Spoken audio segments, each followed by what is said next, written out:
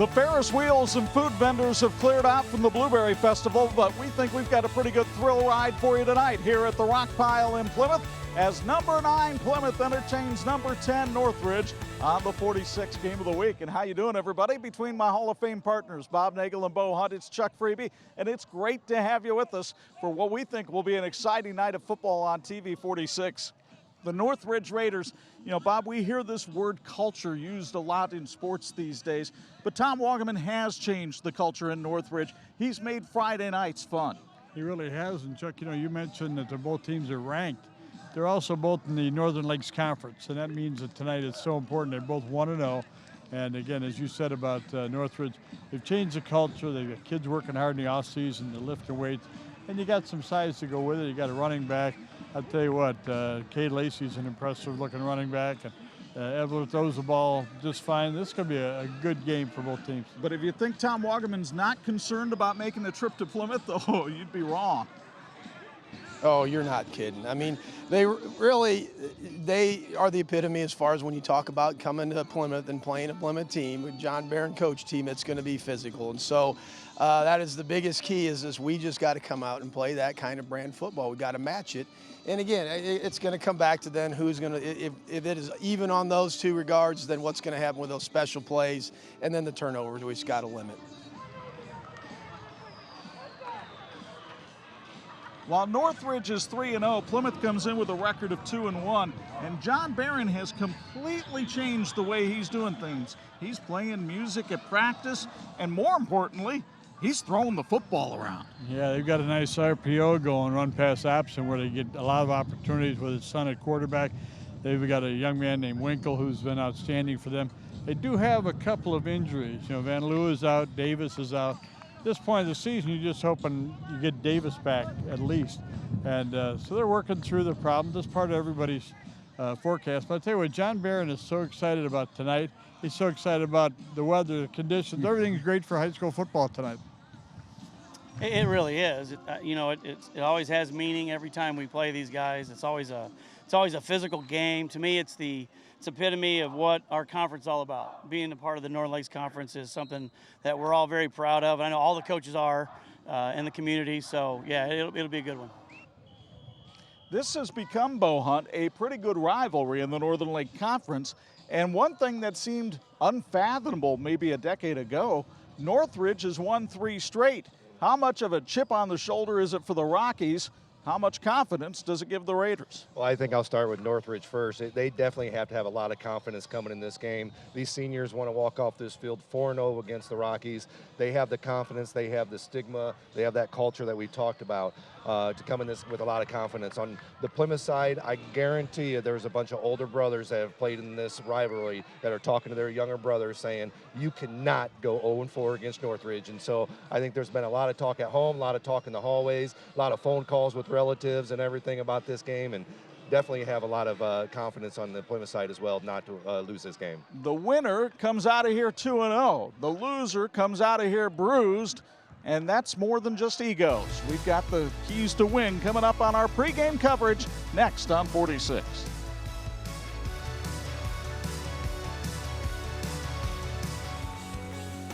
This is the WHME TV 46 High School Football Game of the Week.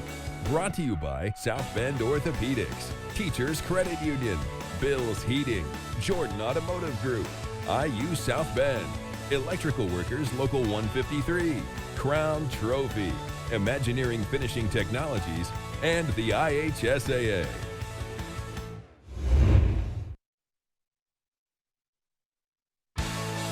This edition of the TV 46 High School Football Game of the Week is being brought to you by the Jordan Auto Group. Simple, easy, stress-free. The Plymouth Rockies have come out on the field through the dry ice in the tunnel here at the Rock Pile. They are fired up and ready to go for the 10th-ranked Northridge Raiders, and we're ready for the Michiana Contracting pregame show as we prepare for kickoff between these two NLC rivals. Time now to look at our keys to win. They're brought to you by the Jordan Auto Group. For the Northridge Raiders, they are led by their running game, and their best running back is this young man, Cade Lacey, 5'10", 185-pound senior. Last week in the win over Wawasee, he ran for 219 yards and 3 touchdowns to lead the Raiders to victory. Defensively, their defensive secondary is going to get tested tonight. And their best safety is Austin Floria, the 5'9", 180-pound senior, actually leads the team in tackles. You may not necessarily always want that from your defense. You don't want your safety to necessarily be the best tackler, but considering the proficiency of the Plymouth attack, might not be a bad thing for Northridge tonight. The keys to win for Tom Wogerman's team. Well, the Northridge Raiders need to be more physical, and they can be, and they have been against their opponents so far this year. They got to have a road warrior mentality. In other words, try to focus on getting one in their house. That would be really tough on Plymouth. They got to control the football and stay ahead of the chains, keep it moving, run the clock, and be successful at that ground game. Tom Wogerman, 45-25 in his 7th year at Northridge. Meanwhile, for the Plymouth Rockies, we mentioned in the open, they're doing things a little bit differently down here in Plymouth these days. It used to be you always focused on the Plymouth fullback or the tailback. They ran that veer option. Now they run the spread offense, and the coach's son, Joe Barron, is at the helm of it. 60 for 108 throwing the football, 826 yards, 9 touchdowns, and he can tuck it under and run it if he has to. And when they need some help on defense, they turn to another senior, Nick Kraft, one of 22 seniors on this Plymouth squad. Kraft moved from defensive back last year up to linebacker this year and has become the second leading tackler on the Plymouth Rockies. The keys to win for John Barron's ball club. Well, they've got to match the intensity that you're going to see from Northridge. They're 0-3 in their 3 years against the Raiders, and Plymouth would love to get a win before they graduate. They got to protect the pigskin, no turnovers, especially in that red zone. Then they have to convert in the red zone. You're going to have limited opportunities. Both teams are going to try to run the ball. That'll run the clock. And so when you get down there in that red zone, you got to convert. And for John Barron's team, they're 117-52 in his 16th season at Plymouth. There you see the Northridge Raiders making the long walk from the school out onto the field. They try to bring the hammer with them to every game. And when they bring it out here tonight, they're trying to make up for lost time in a series that dates back into the 1980s. And over the years, Plymouth dominated the series 30-8, but the last 3 wins have gone to the Northridge Raiders. And in fact, Northridge won last year in a honey of a ball game that we had on TV 46 by the count of 37-34 on a great night in Middlebury. Speaking of a great night, Papa John's of Plymouth not only fed the crew, but they sponsor tonight's weather. And it is Chamber of Commerce-like conditions here in Marshall County. 75 degrees at kickoff. The wind out of the west-southwest at 20 miles an hour. It's a little bit more than a gentle zephyr tonight. Yeah. And we do have, just because of the wind, a 10% chance of some rogue shower running through here. I guess the mesmerologists would call it a pop-up shower. Well, you know, they had good weather down here for the Blueberry Festival, and they're looking forward to the Halloween Festival that's coming up in about a month. But they do a lot of great things here in Plymouth, and communities involved, and they do the same thing over in Middlebury. I mean, we had a chance to be in Middlebury this week to watch practice, but you also got a pretty good look at that wonderful complex they are building at Northridge. They're throwing their arms around their kids and saying, we really care about you. We want you to have first-class facilities. And when a community can do that, like Plymouth did a few years ago with this new field and the facilities all over this campus, it's just a great testament to how much these young people mean to everybody in their community.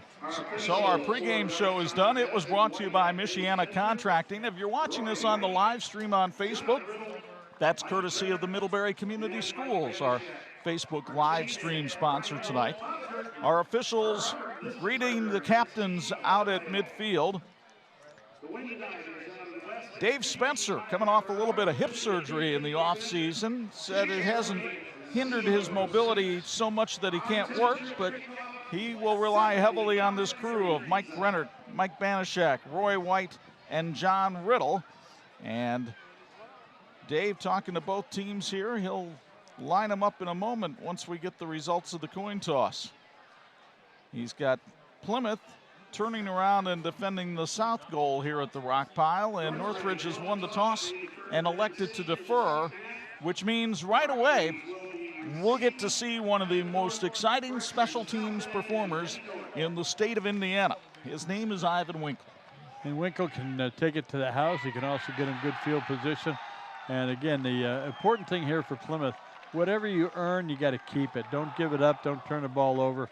And great crowd here tonight. And Northridge has some fans that are still on their way over, but they'll be ready to go, and we're ready to go as well. Thanks to our wonderful crew who got everything set up, and Dean Korsmo, our director of our production team, did a great job as usual. And they treat us so well here at Plymouth. We really appreciate the help of Michael Delp and John Scott. They do a first-class job down here. Beautiful facility they have. As you look at the numbers on Ivan Winkle, he leads the state of Indiana with a 42.5-yard kickoff return average. So the question that Tom Wuggeman and his staff will have to answer right away here as we get things started, our first quarter brought to us by Michiana Contracting. Do you kick it to him? Or do you squib it and try to do something a little bit different to favor yourself in field position? Well, we saw them in practice, and they were practicing that little kick that goes down at around the 28-yard line, 25-yard line if they can. And that can be enough, especially if there's no return involved. And so we might see them doing that, and that would keep it certainly away from Winkle, who lines up back inside the 10-yard line. And tell you what, it's a great atmosphere, a couple of wonderful programs. We're thrilled to be here. And here to call tonight's play-by-play action, my partner and our sports director at Family Broadcasting Corporation, Chuck Freebie. The 5'7", 150-pound junior Logan Hooley puts the ball on the tee. Ivan Winkle waits deep along with Nathaniel Darafield, and we are ready for Northern Lakes Conference action. Glad you've joined us for high school football here on TV 46. Toe meets leather, and we're underway with a short pooch kick that'll bounce at the 30-yard line, be smothered by Plymouth there. So right away you get the answer to the question. Northridge not messing with Ivan Winkle. They say, Plymouth, you want the ball at the 30, go right ahead. That's what they're practicing during the week, and he does have an opportunity to kick it deep if he wants to, but pretty effective. In other words, Winkle's going to get so many touches per game. He didn't have one right there. That is Joe Barron, the quarterback of the Plymouth Rockies. 6 foot, 175-pound senior. He threw for 207 yards and 2 touchdowns in the game against Northridge last year. And he works from the shotgun with Ivan Winkle just to his right. They'll give it to Winkle on the first carry of the game. He tries to cut through the hole, and Northridge closes it down after a pickup of 3. Winkle, not a very big young man, 5'8", 145 pounds, and the junior. Let's meet the Plymouth offense, brought to you by the Plymouth High School Athletic Department. Besides Barron and Winkle, Seth Rundle and Garrett Schremeyer, very good receivers. They'll throw it to Jake Reicher, too. Big offensive line. The Heims, they're cousins, Andrew and Kendall. 2nd and 7 from the 33. Flags thrown, whistles blown as that play gets underway, and a false start called against Plymouth. We talk about how important it is to stay ahead of the chains. That goes for both teams. And now you've got 2nd down and about 12 yards to go. Although a short 5-yard penalty like that, far more harmful to Northridge on offense than it is necessarily to this Plymouth attack. They are a little bit more wide open. Plymouth has been racking up 472 yards of total offense per game, 275 of that through the air. But they'll give it to Winkle here, and he gets around the corner. Look out, he stumbles at the 30 and goes forward to the 36-yard line. Turf Monster came up and got him, and we'll see the Northridge defense for you now. As you take a look along the front line, Josh Bate having a solid year. The linebacking crew led up by Andrew Lockwood and Tanner Baber in the middle. We told you about Floria in the defensive backfield. If they're going to pick on anybody, maybe it's the 5'10 junior Brecken Judd over at the corner. Barron wants to throw out in the flat. Seth Rundle has it, but he does not have the first down. Good closure by Brecken Judd that time. He made the tackle at the 37, 4th down, and a punting situation for Plymouth. They've only had to punt 4 times this year. And you know how much they hate punting under John Barron. Now the punter is also the quarterback, Joe Barron. So just because you see him line up in the shotgun doesn't mean that you really know what he's going to do. And over the years, John Barron has been a gambling man on 4th down. He's 5 of 10.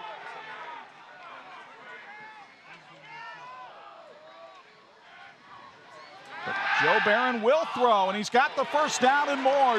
Reichard makes the catch up to the 48-yard line, and it's sponsored by the Recycle Depot.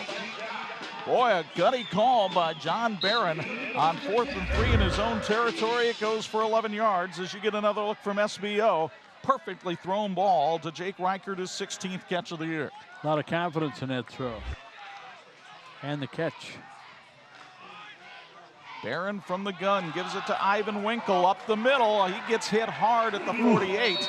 And that's where the stop will be made as Austin Floria came up from the safety position to make the stop after a pickup of 5. You mentioned that he got hit, then he got hit again. Had a little bit of recoil to him. He did. 14 yards for Winkle on 3 carries so far. That's pretty close to his average. They'll call it 2nd and 6. Northridge showing a base defense. It's Winkle again. He gets around the left side. Dominic Crowder is on top to push him backwards from the 44-yard line, but Plymouth licking its chops at a 3rd and 2 right here. Tanner Baber was at the bottom of the pile, and now Plymouth picks up the tempo a little bit. Certainly in Northridge territory, they're looking at 4-down territory. And a false start called against Plymouth will cost them 5 very valuable yards. They lined up the H-back Joe Stiers in the backfield that time. And it might have been Stiers who flinched a little bit. John Barron would like to know who the guilty party is. Well, a couple of 5-yard penalties, as you said, Chuck, with a wide open offense, not quite as devastating as it can be on a ball control team, but just underlines that thing you hate to see as a coach, and that's a sloppy beginning. It also makes you think for certain if John Barron went for it from his own 37, he's in 4-down territory here. Joe Barron fires in the flat, low. He found Joseph Stiers for the catch at the 44-yard line, 4th and 2. And no doubt in my mind now that Plymouth's going for it. Get another look at the ball thrown by Barron here very quickly. A little more air under this one. Could have been a big gainer.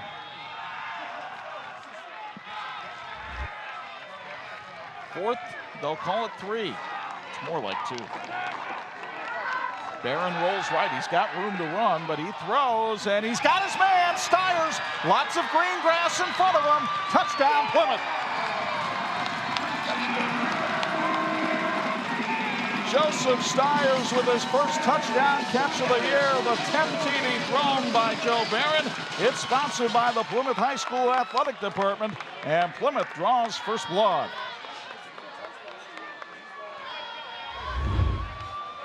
Watch it again. Barron rolling right, throwing right, and he threw a seed right over the top of the safety, where actually the outside linebacker had Stiers in coverage. Well executed. He had a couple of different receivers that were actually open on that play. Adrian Cardona on to try the extra point out of the hold of Joe Barron. Cardona now 9 of 10 on PATs this year. The Plymouth Rockies go 70 yards in 3 minutes and 59 seconds, and they reach their destination with Joseph Stiers taking it in. 7-0 Plymouth on 46.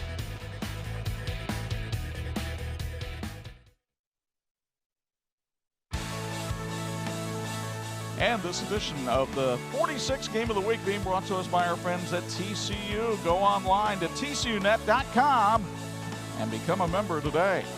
There you see Joe Barron, the senior quarterback of this Plymouth offense. And he directed a very fine drive there with 2 fourth-down conversions. The second one, a golden one, it took him right on in the end zone. 70 yards and 8 plays, and keep in mind there are a couple of penalties in there, so nothing seems to be bothering the Plymouth Rockies here tonight. Adrian Cardona about to put the boot to it. Cardona with a high spinning kick. It'll be taken down at the 11-yard line by Cam Waters.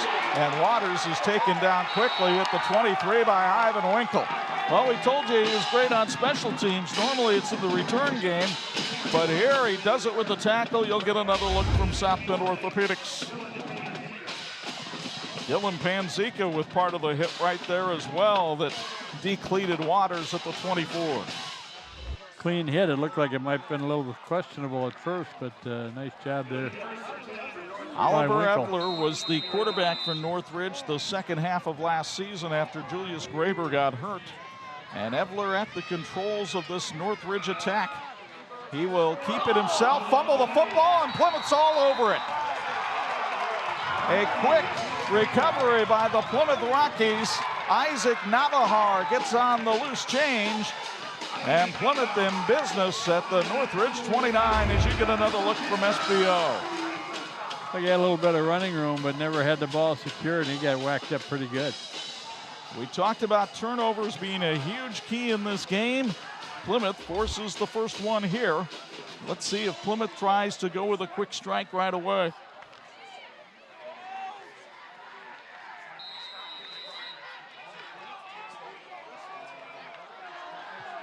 They'll line up Stiers, the H-back, in front of Winkle on the left side. Barron gives it to Winkle on a counter play. He cuts through the middle and gets to the 21-yard line. Boy, what a slashing quick runner he is. 8 yards on the pickup there. What I really like about the attack for Plymouth, it seems like they're giving Winkle some options. When he gets the ball in the backfield, he's watching the line to see which way their momentum is gone, which way the hole is opening up, and he makes a quick adjustment and gets in there. They'll actually spot it back at the 22, so a 7-yard pickup that time for Winkle. 2nd and 3. Barron with time. Pumps, throwing for the end zone, incomplete. He threw it somewhere where nobody could get it. That's what you would call a mature incompletion right there. That's probably a throw that Joe Barron didn't make last year. And the first incompletion of the ball game for Barron.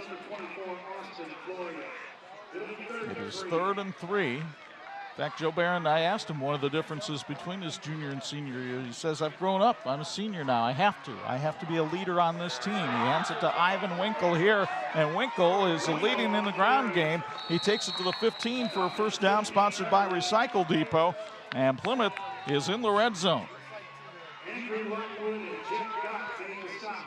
32 yards for Winkle so far on his first 6 carries.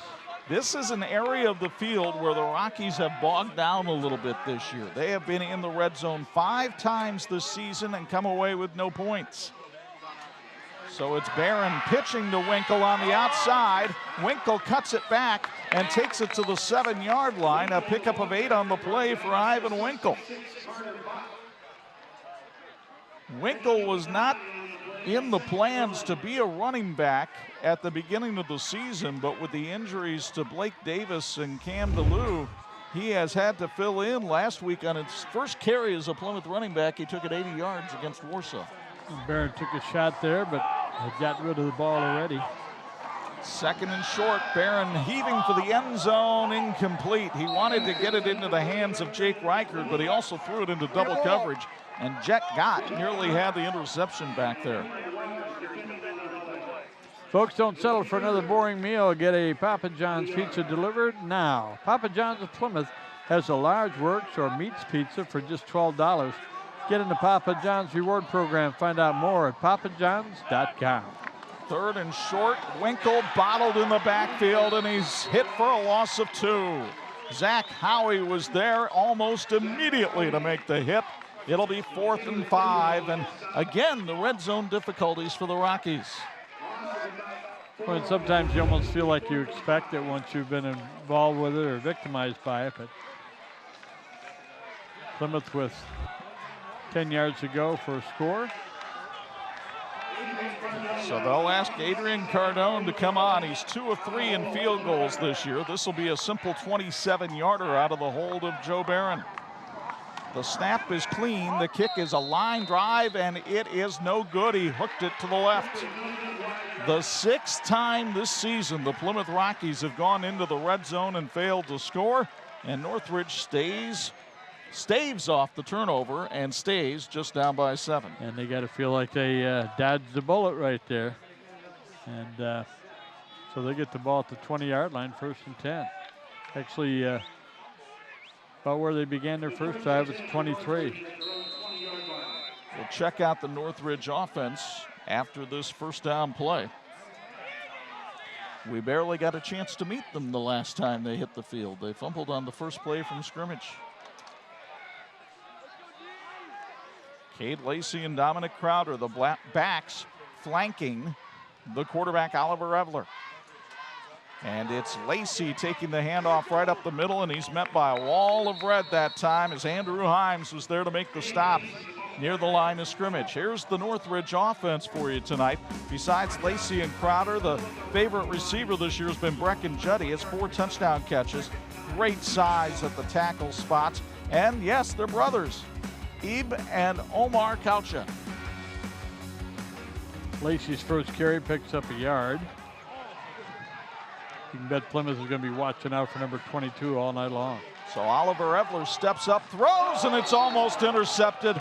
Oh, Seth Rundle read the mail on that one. And that'll give us a chance to meet the Plymouth defense, sponsored by the Plymouth High School Athletic Department.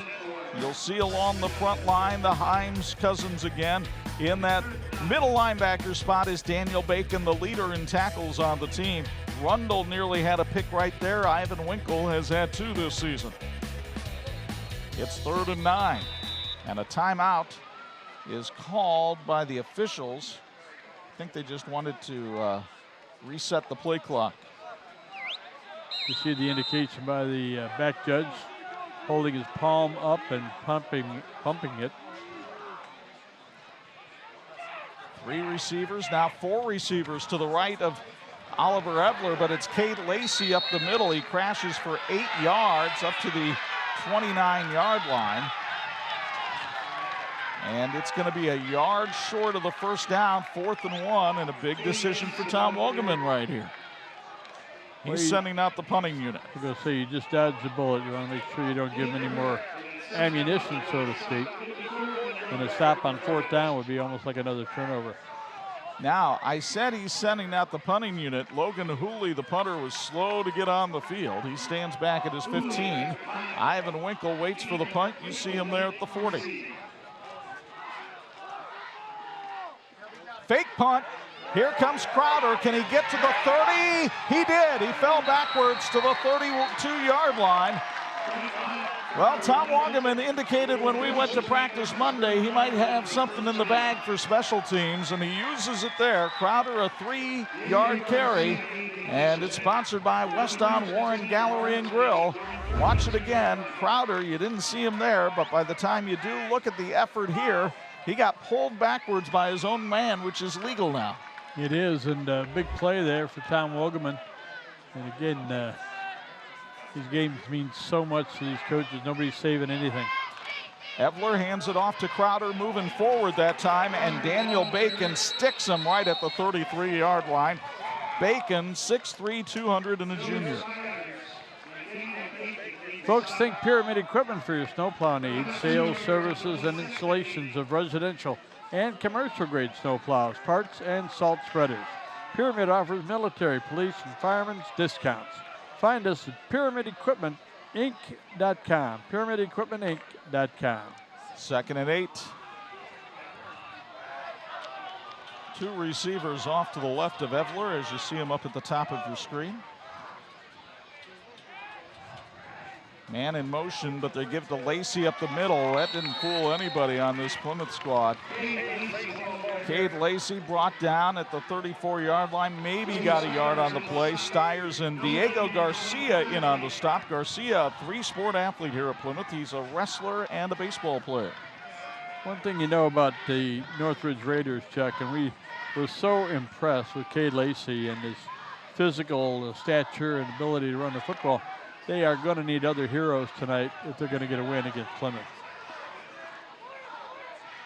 The pressure here on Evler, the quarterback.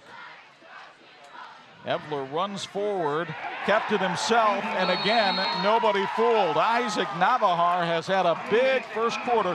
John Barron loves how quick this young man is off the ball, and you'll see it here on the SBO replay. Well, Plymouth got 5-yard penalties. Here's a 5-yard loss on a 3rd down. And again, a lot of assignment football right there for Plymouth defensively. You got him, I got him, and let's see if we can get a stop. Don't think they're faking the punt here, but you never know.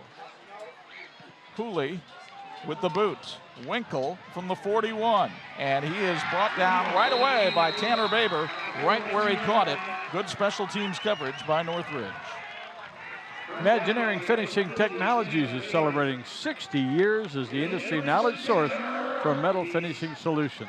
60 years of serving the automotive, medical, aerospace, and military and defense industries. Go to iftworldwide.com for more information. Like the teams in tonight's game, they're working toward a great finish. 1st and 10 for Plymouth. The Rockies have had terrific field position throughout this first quarter. 70-yard drive to open the game. Then they recovered a fumble at the Northridge 29. Couldn't punch it in. Now Joe Barron quick out to Seth Rundle. Rundle has a lot of white jerseys around him. He's taken down for a loss of 2 by Austin Floria. Floria, returning starter on this Northridge defense, and you can see the confidence he plays with. And they've gone at him a little bit tonight, but he's answered the challenge. Nice job right there. After, I'm going to say it's a loss of 1? Yes. 2nd and 11. 3 receivers now to the bottom of your screen.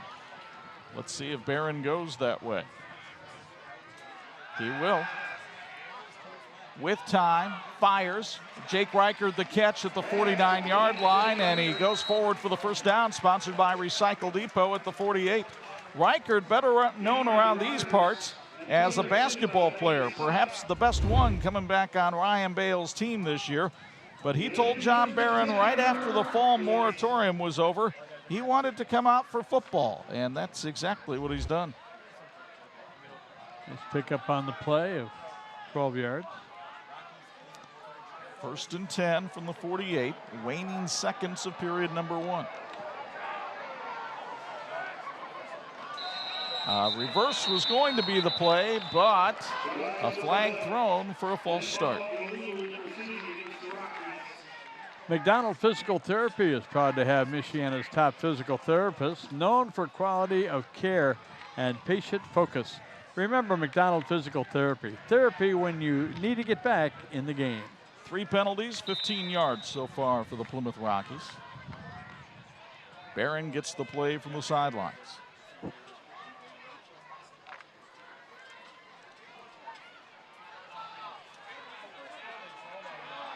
From its own 47-yard line, 1st and 15. And there's a counter play. Winkle hit again. Howie gets him at the 45. Boy, Zach Howie has had himself a nice first quarter on defense for Northridge. He did have one mistake on the touchdown play, but other than that, the defense has been formidable for both sides. Only 1 touchdown in the first period of action. It came on a 4th down pass from Barron to Stiers. 7-0 Rockies on 46.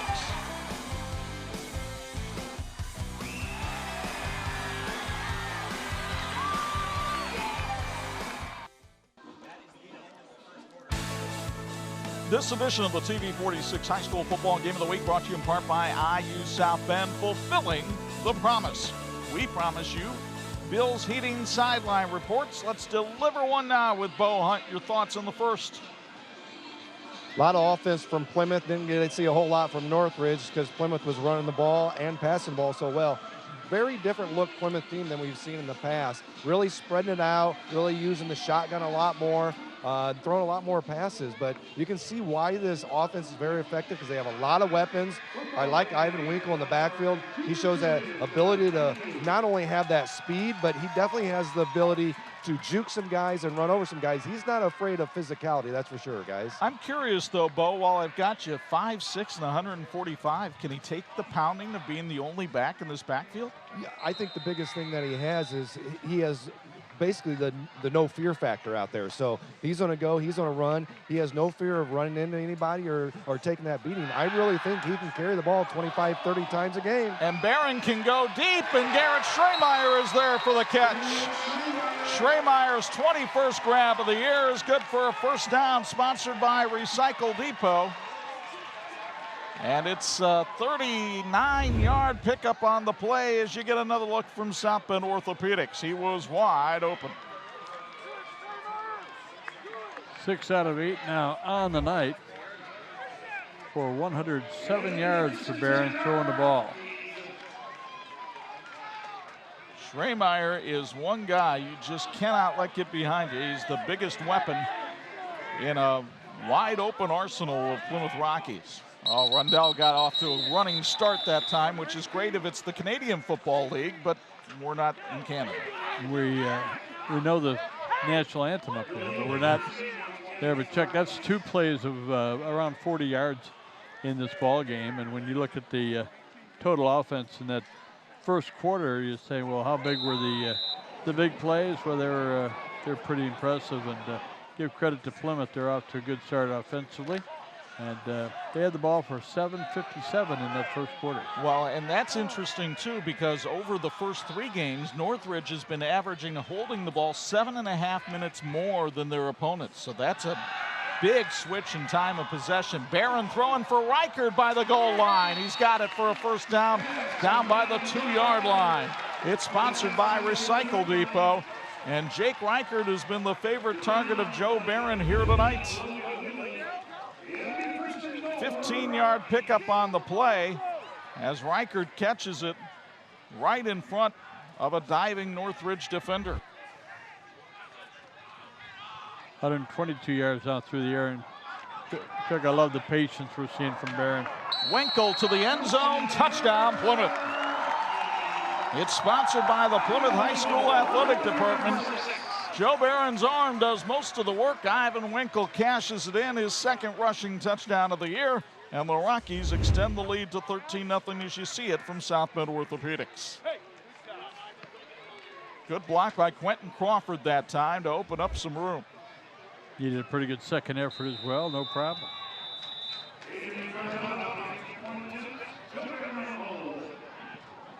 Adrian Cardone on to try the extra point. It is up, and it is good. And with 10:59 to go in the first half, the Plymouth Rockies march it right down the field once again. 59 yards to pay dirt. Ivan Winkle with the touchdown. 14-0 Plymouth on 46.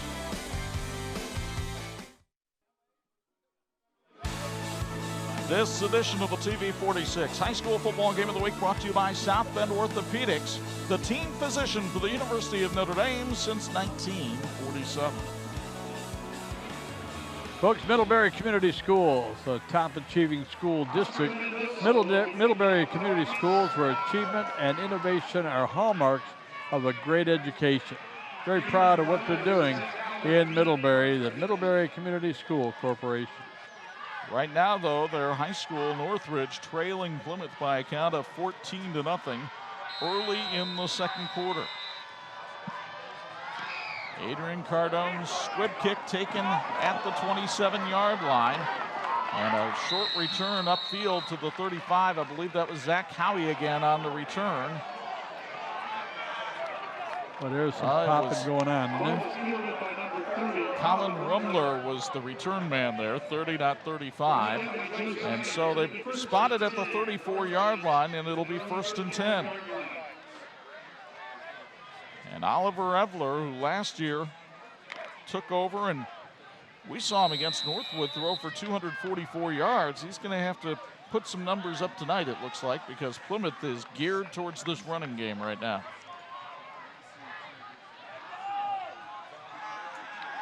It's Dominic Crowder on the carry, trying to get around the corner, and Crowder turns that corner up to the 41-yard line. One of the better runs of the night for Northridge so far. A pickup of 6, and now the Raiders want to pick up the offensive tempo. 11 yards on 3 carries for Crowder.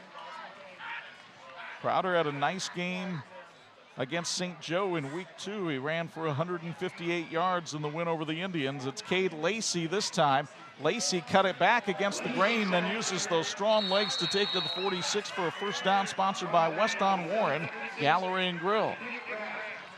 Folks, a hidden gem. West on Warren Gallery and Grill offers outdoor dining with live music on the patio through September. The Fresh from Scratch Kitchen offers everything from the classic cheeseburger to surf and turf, with a new fall menu coming soon. Check out special events on Facebook and Instagram at West on Warren Grill, where good friends gather. Oliver Evler to Jet Gott for 14 yards and another first down, sponsored by West on Warren Gallery and Grill. For Gott, his 5th catch of the year. He's a 3-sport athlete at Northridge. 1st and 10 from the Rocky 40. Evler steps up, fires, and it was almost intercepted by Reichert, but instead Gott hauls it in for a 6-yard grab. Gott, a young man who transferred to Northridge from Schoolcraft up in Michigan. Quick, efficient passing going on right now. And they wanted to do it one more time, but this time the flag's thrown, the whistle's blown, and a false start is called on Northridge.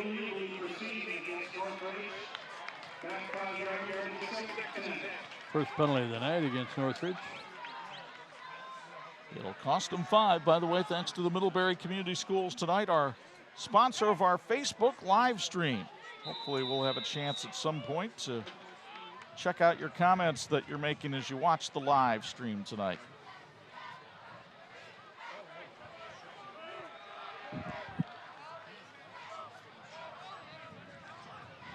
It's 2nd and 10.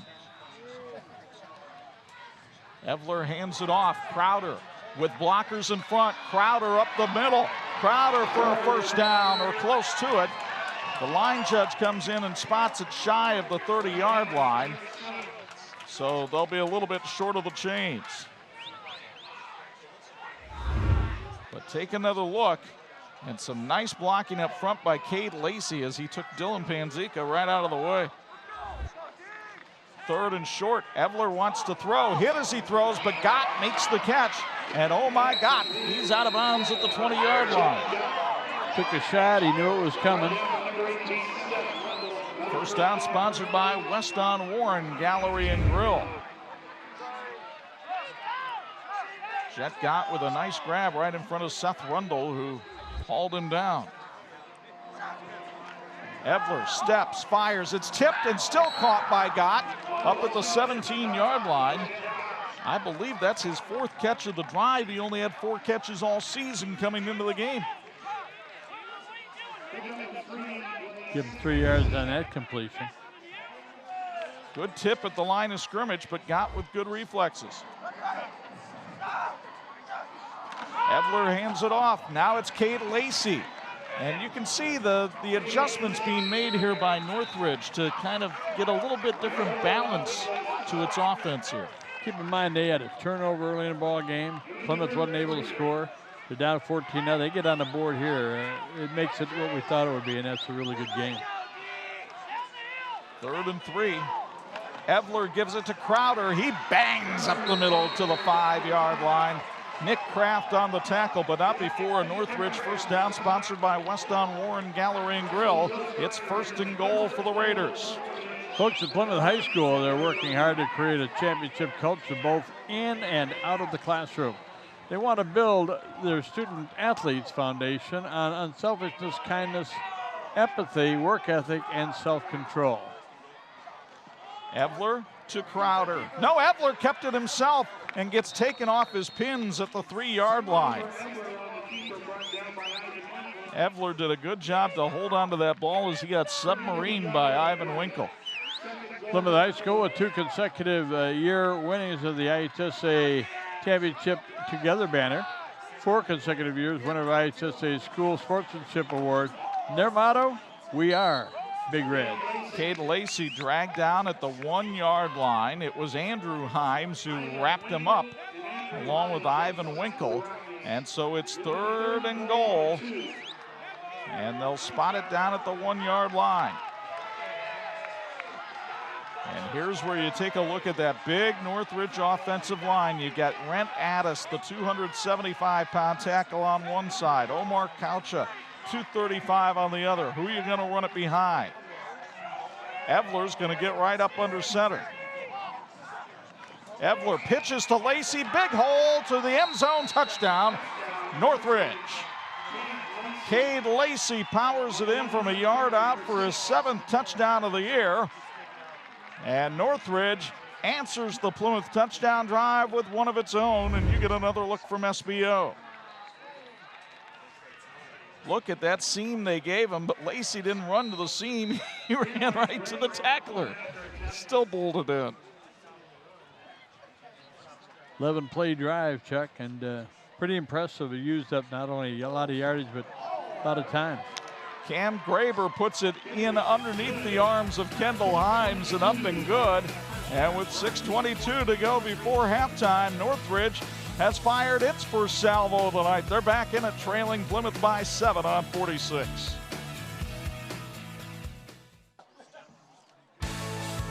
This edition of the TV 46 High School Football Game of the Week being brought to you by the Indiana High School Athletic Association, partnering with TV 46 for 30 years. They're watching on the Facebook live stream in Pinconning, Michigan tonight. Greetings to you folks up there. Glad you could join us for this one. It's been a dandy so far. It really has, and that drive was impressive for Northridge. They go 66 yards in 12 plays, 4:37 off the clock. And so here they are with 6:22 to go in the first half, and Plymouth got to try to answer that one back. Logan Hooley puts it on the tee for the Northridge Raiders. Now, earlier tonight, Hooley did a bit of a pooch kick that landed around the 30-yard line. We'll see if they can avoid Ivan Winkle here. He has cheated up to about the 18, waiting for the kick. Hooley kicks a short one, but Winkle gets it at the 25, and let's see if he can go to work here. Winkle taken down at the 37-yard line. Well, that'll hurt the average. It was 42 and a half. He got 12. Folks, maybe it's time to visit the Recycle Depot, Marshall County, cleaning out your garage before the leaves fall. If you have household chemicals or electronics or other troublesome trash that you can't get rid of yourself or in your trash bin, come see us, and we can take care of everything: batteries, light bulbs, tires, and leftover paint. You'll not only have a cleaner garage, but you'll have done something good for the environment. To find out more, visit the Recycle Depot at myrecycledepot.org or call them at 574-935-8618. Ivan Winkle with a 3-yard carry on the first down play. It'll be 2nd and 7. We've gone past the midway point here of quarter number 2. Plymouth trying to extend the lead, up by a touchdown. Joe Barron ready to throw, but yet another flag, and this one likely to go against the Rockies. It's another false start. Fourth one of the night, 20 yards in penalty yardage. Takes him back to the 35-yard line, 2nd and 12. And tell you what, so far in this game, and I'm not trying to denigrate the Northridge defense, but the worst enemy of the Plymouth offense has been itself. It really has, and they got to be careful. They don't get any worse as far as mistakes, because a turnover here would really level the playing field. Seth Rundle in motion, trying to get around the end, and he does. Rundle to the outside, run out of bounds on the Northridge bench at the 41-yard line. There were pursuers who got picked off there. And we'll take another look at it from SBO. And if Barron pitches the ball forward here, and he does, that's called a pass. That's how you build up those passing yards if you're a quarterback there, with those nice safe ones. That completion percentage just mounting. Not a bad idea. Might see a couple of colleges do that tomorrow too. Barron, 9 of 11 so far tonight, looking to air it out for a 12th time. Flag on the play, and I believe a holding call will be made here against the Plymouth Rockies. Ivan Winkle may be a very quick young man. In terms of his pass blocking, that left a little to be desired right there.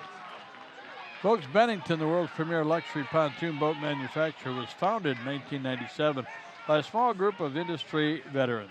Since the beginning, and to this day, Bennington is focused on leading in innovation and design with a meticulous attention to detail and quality.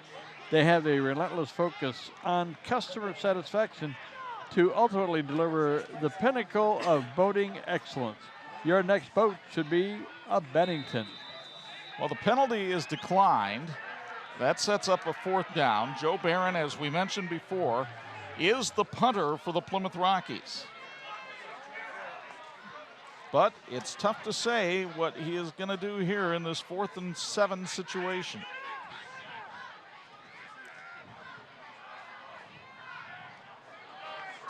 Barron does pooch punt it this time.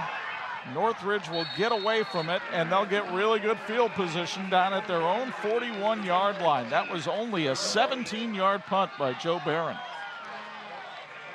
Well, they got one of the things that they wanted, and that was not a return. But again, with 5:08 to go, Northridge with plenty of time. Their scoring drive last time, they went 66 yards. Took them 4 minutes and 37 seconds. That ball caught a little bit of the left arm of Ivan Winkle as it was kicked, and that's what deflected it and kept it from going too far downfield. Good pickup by our 46 crew. Dean Korsmo directing things tonight. It's Dominic Crowder trying to turn the corner on the outside.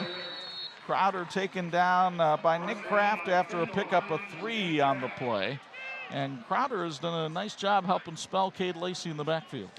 Folks, more than 50 years ago, encompassing 3 generations in construction industry, Michiana Contracting has grown to be one of the most comprehensive contractors in the state of Indiana.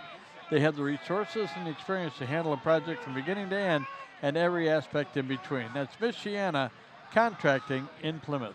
2nd and 7. Evler throws. Brecken Judd wide open. It's a foot race. Judd hauled down from behind by Jake Reichert at the 9. 47 yards on the pickup, a 1st down sponsored by Weston Warren Gallery and Grill.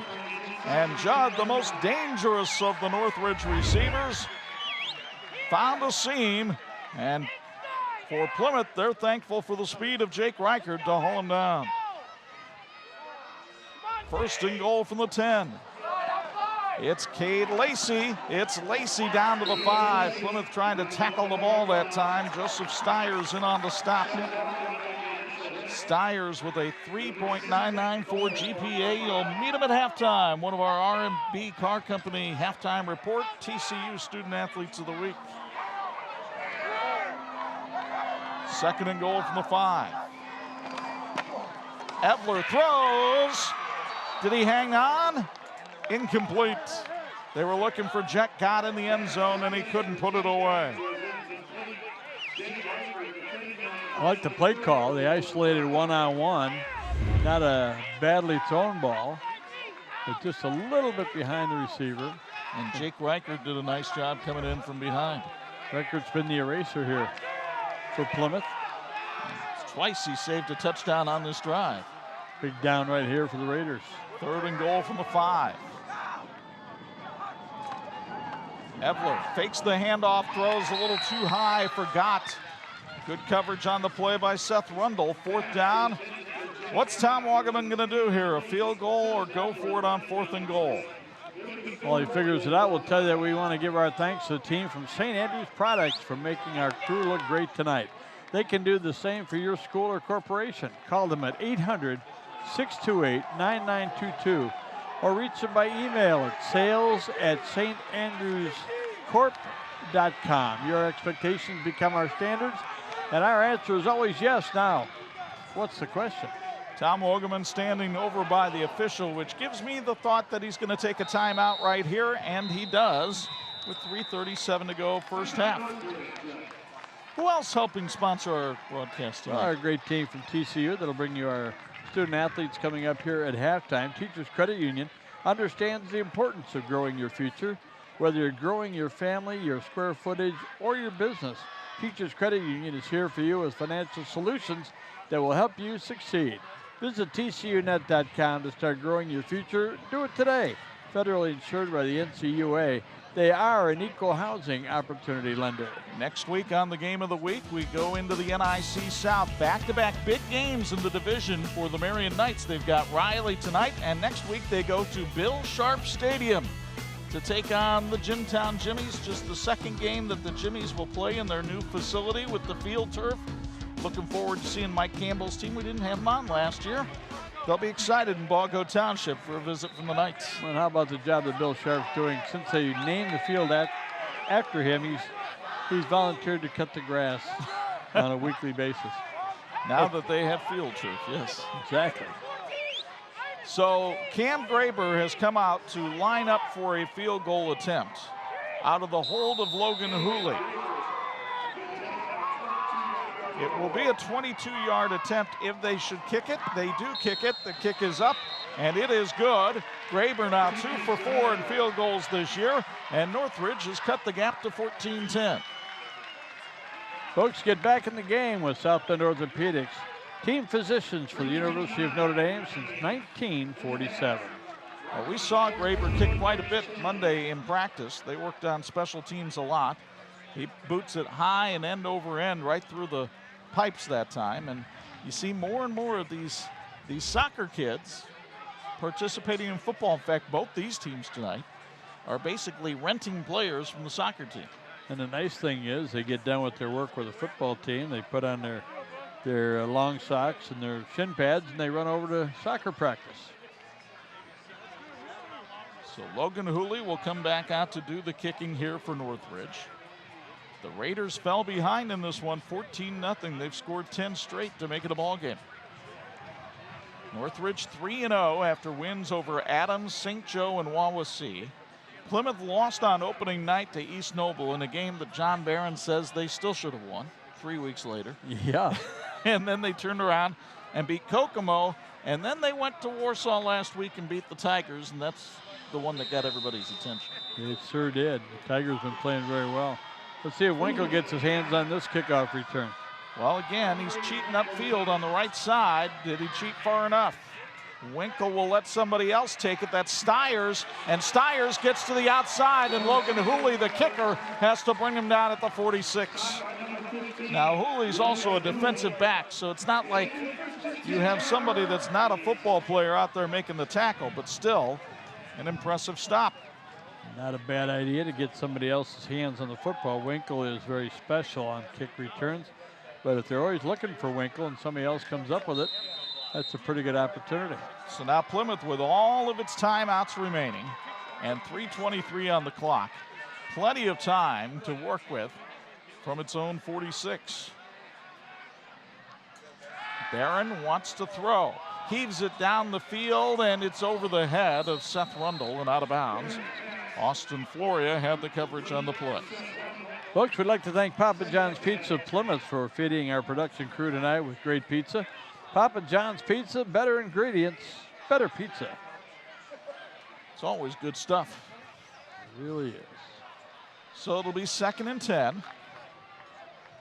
Barron started off extremely accurate. He is misfired now on a couple of passes in a row. Let's see what happens here on 2nd and 10. They'll give it to Ivan Winkle. Winkle with a good cut, but then he got cut down. Oh, what a hit that time for Northridge, is coming in to make the stop.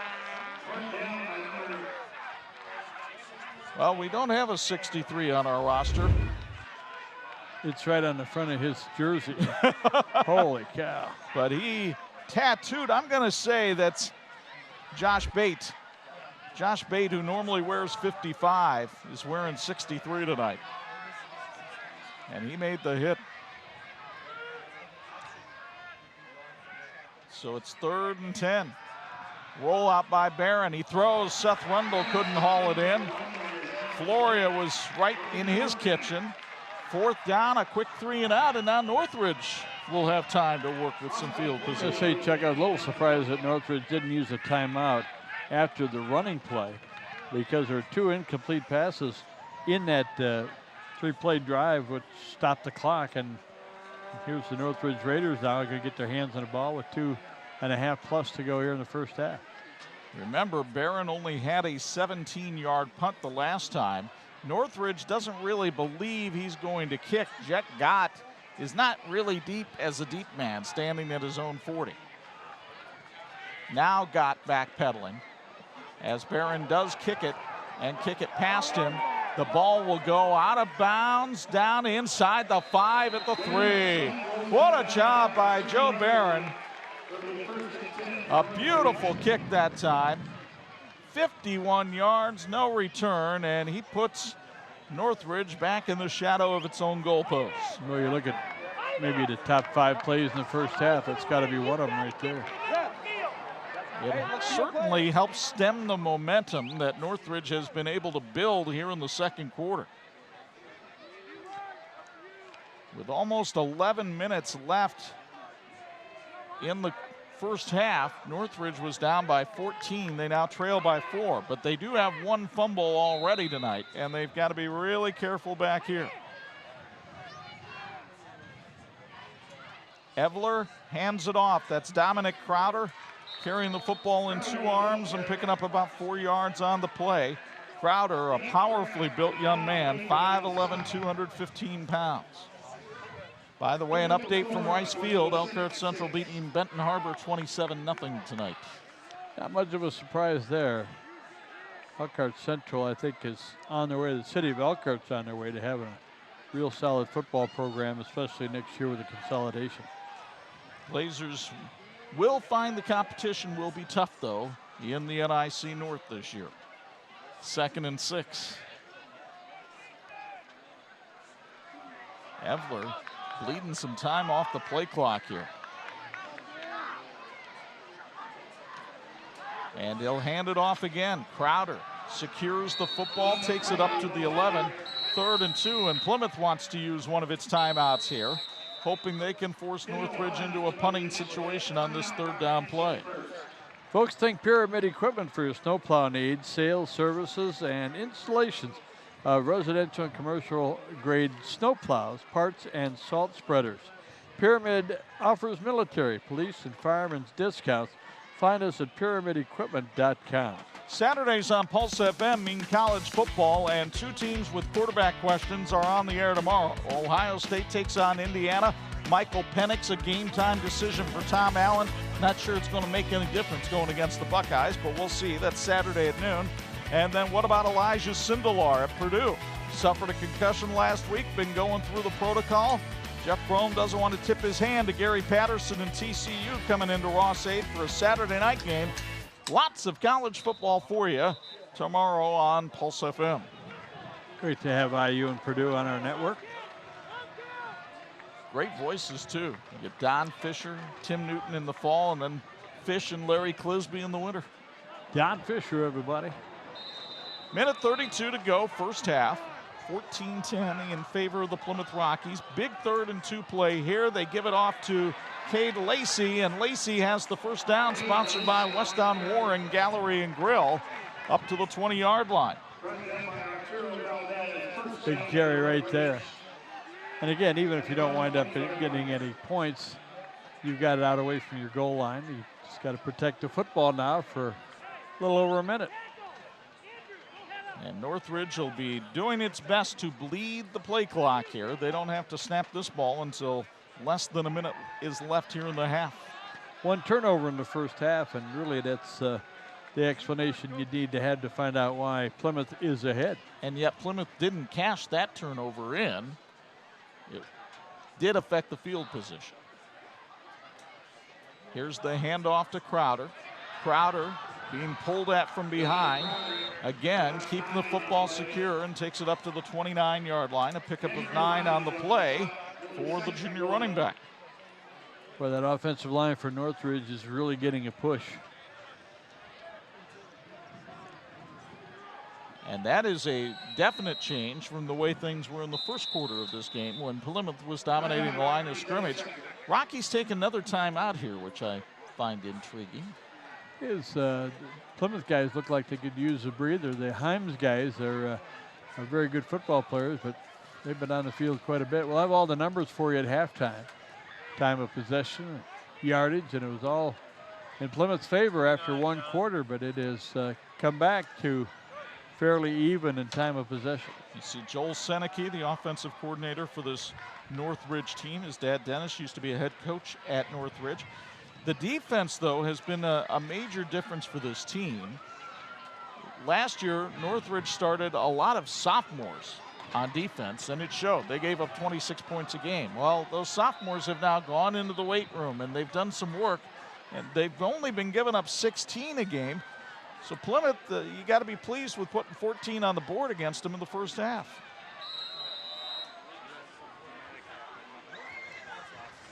Looking at a 2nd and 1 here from the 29-yard line. Evler hands it off. And again, one of those big bruising running backs, Dominic Crowder, takes it for a first down, sponsored by West on Warren Gallery and Grill. And Plymouth will use one more timeout here. It's as though John Barron feels intensely that he can strip the ball away from Northridge in one of these situations. And of course, you can't use those in the second half, so we'll use them up in the first half. Folks, for 60 years, Imagineering Finishing Technology has been the industry knowledge source for metal finishing solutions. They set the standard for industries including automotive, medical, aerospace, and military and defense. Go to IFTworldwide.com for more information. IFT has earned national accreditation and worldwide respect. Like the teams in tonight's game, they're all working toward a great finish. Looking at some other scores, we can tell you St. Xavier leads Penn 20-0 at halftime. Bremen on top of Triton 21-0 in the second quarter. And Tippecanoe Valley has a 7-0 lead on North Miami in the second quarter. The Vikings playing very good football, getting ready for the battle for the bell in a couple of weeks with Rochester. 1st and 10. And the handoff to Cade Lacey's got another first down up to the 44-yard line. It's sponsored by West on Warren Gallery and Grill. And that will likely be the final play of the first half. Oliver Evler over at the sideline chatting with Tom Wagaman, and a little bit surprised Northridge has not taken advantage of those last 18 seconds to get a head start on that long walk back to the locker room. Certainly, now the clock has stopped. We haven't. Dave Spencer says, run the clock. They will. And the first half has come to an end here at the Rock Pile in Plymouth, with the Plymouth Rockies enjoying a 14-10 lead over the Northridge Raiders. And as the teams head off the field, Bo Hunt has decided to try to show his speed. He's going to try to track down Tom Wagaman before he leaves. He's got him for a Bills Heating sideline report. Bo? Momentum, that's what that first half was all about. They had the momentum to start. You guys came back. What was the difference? Sure didn't. Nothing. I mean, we just decided we could play football with them. And we, just a little, it was a coverage breakdown, first one on when they went for it on 4th down. And again, then we just, they got some great speedy receivers on the outside. I like how our guys are coming and playing here once we kind of settled down and got our feet a little bit. Adjustments second half? We just got to come out and continue to just kind of go on the rhythm here a little bit. That's the key for us. Thanks, Tom. Thanks, Bo. Back to you guys. All right, stick around, everybody. When we come back, you'll meet our Teachers Credit Union Student Athletes of the Week. Plus, we'll have a big halftime report sponsored by R&B Car Company. Emotions are high here in the Rock Pile tonight, and so is the scoring. 14-10 Plymouth on top of Northridge after a 1/2 on 46.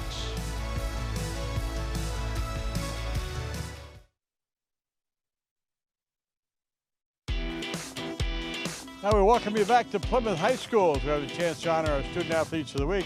Brought to you by TCU. TCU reminds you to go online at tcunet.com. They'll tell you how to become a member today. We got a couple of wonderful, wonderful representatives of the schools with us as we talk with Joe Stiers from Plymouth High School. And also we're going to visit with Rent Addis from Northridge High School. Red, first of all, congratulations on all the good things you're doing. A really successful career at Northridge. Thank you, sir. Talk about what it takes to get that done. I mean, you're involved in more than one sport and more than one activity, so you're working pretty hard. Well, it's just like the football field. You just have to attack everything like you would like a rep in practice or a game. You had that going at an early age, I'm sure, and you got some good support at home and making sure that studies was a priority. Yes, sir. Talk about where you want to go and what you'd like to do in the college level. I'm not completely sure yet. I got a couple of offers on the table. Just have to go through the process. But I really want to study political science, go to law school, become an environmental lawyer. It's something I'm really passionate about. I think helping the environment and just making money doing it be a fun thing to do. Making money is a good idea. We wish you all the best of luck with that. Give a shout out to the people on your team that have helped you be successful. just Coach Wagaman, Coach Greensides, everybody that's helped me along the way, the rest of the offensive linemen, of course my parents, God above. Gotta thank everybody. Wow, that's a good team to have behind you, isn't it? Yes, sir. All right, and God never graduates. I don't know if you heard, but we wish you best of luck and congratulations. Thank you, sir. All right, Ron Addis with us from Northridge High School. And now we're going to turn our attention to Joe Thurs. And Joe, congratulations on what you're doing as well. Great job. Thank you, sir. Talk about the priorities that you set out there to get the job done and make sure that you're involved in other sports as well, and you got to stay on top of everything. Yeah, I'm always making sure that I'm competitive in everything I do. I'm always trying to work my hardest and achieve goals, set goals, and achieve them. I know your family's been very successful. You got a sister that is now at Princeton, which isn't a bad idea. And I don't know if you want to follow her to Princeton, or what are your plans? Yeah, Princeton's one of my options, but I have offers for football and for academics, and I'm thinking about them right now. But right now we're focused on football season and then finish through with academics. It's been a great run for you here at Plymouth High School. You got a big game tonight, and Coach Barron's excited about the level of play that's been going on here this year. Talk what about it's been to be involved in the program here at Plymouth. You know, it's been a great experience throughout all 4 of my years. As a young kid, I was always dreaming of being on varsity, and now I have the opportunity to do it. So it's always fun to be in the driver's seat, trying to win an NLC Conference Championship. I wish you the best of luck there. Give a shout out to people at home and around here at Plymouth that have helped you be successful. Well, my whole coaching staff, Coach Barron and everybody that supports him, they've been supporting me throughout my whole career. My family and my siblings, they've always pushed me to be the best I can be. And then the man above, God, he's always looking out for us, having the best for us. That's a wonderful recognition. Congratulations on your success. Thank you, sir. All right, Joe Stiers from Plymouth High School. And Ron Addis is with us from Northridge High School, our Student Athletes of the Week. Brought to you by TCU. TCU reminds you to go online at tcunet.com and find out how you can become a member today. We've got some halftime stats and highlights coming up in just a moment. You're watching the TV 46 High School Football Game of the Week.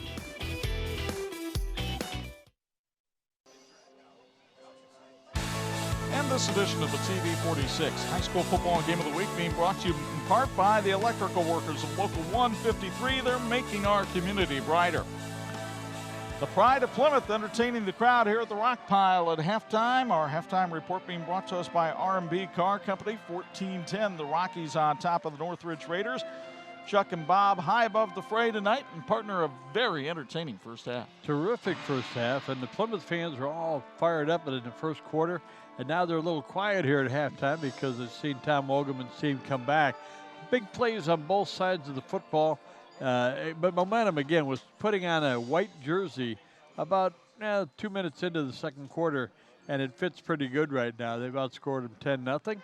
Plymouth leads at 14-10 at halftime, but again, a lot of big plays. It's a tale of two cities and a tale of two quarters tonight. Let's show you how it got to be this way here at the Rock Pile. Plymouth came out all fired up. They wanted to throw the ball around. The hitting was fierce from the very beginning with players like Austin Floria, but on a key fourth down play, Joe Barron finds Joseph Stiers, and he does the rest. 40-yard touchdown makes it 7-0 Plymouth.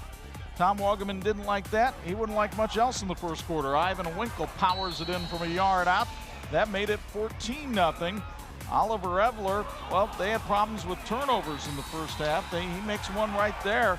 They couldn't cash that one in. Joe Barron had some pretty nice individual numbers throwing this pass here to Garrett Schremeyer.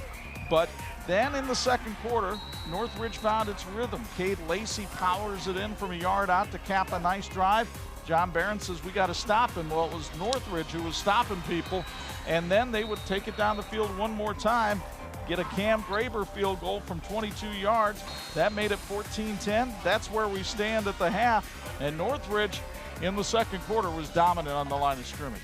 Well, you know, we highlighted the rushing yardage because Northridge wins at 103-41. We expected that Plymouth might have a little more success running the football, but the passing made it about even. More penalties for Plymouth, but their nuisance penalties, just 5-yarders, they had 5 of them. Penalties not a big factor in the first half, and time of possession about even. I'd say we got what we thought we were going to get, partner, and that's a good ball game. Now, you may have noticed on the sidelines tonight, the Plymouth coaches, and they're doing it up here in the booth as well, are all wearing these shirts, or these caps, I should say, that say The Wall on it. Well, John Barron, the Plymouth head coach, went to see this touring Vietnam Memorial Wall that has been in Plymouth this week, and it touched him deeply. He talked about it before the game. Well, our community brought the Vietnam replica wall to Plymouth, and I'm so proud of our mayor and the people, the Legion, that brought the wall to our town. Our school, our administrators have brought in all of our kids down. They walked downtown to be a part of the wall, and just seeing almost 58,000 names on that wall. It was just a small token that we could purchase some hats. I saw some veterans down there, some veterans that are friends. I'm a Navy brat. My father served, God rest his soul, for 31 years. Very proud to be a part of our country. I know we take a lot of attacks and the political, all that nonsense, but I'm proud to be an American. I'm proud of this country. I wouldn't be here without these guys. So it's just a small token that we can do to honor our vets. It touched a lot of people here in Plymouth. I know the wall is coming up to South Bend, and I know people in St. Joe County will suffer a similar feeling when they see this, when they experience it. And God be with all those who have served in the armed forces in our country, particularly in Vietnam. Our halftime report brought to us by R&B Car Company. 14-10, Plymouth on top on 46.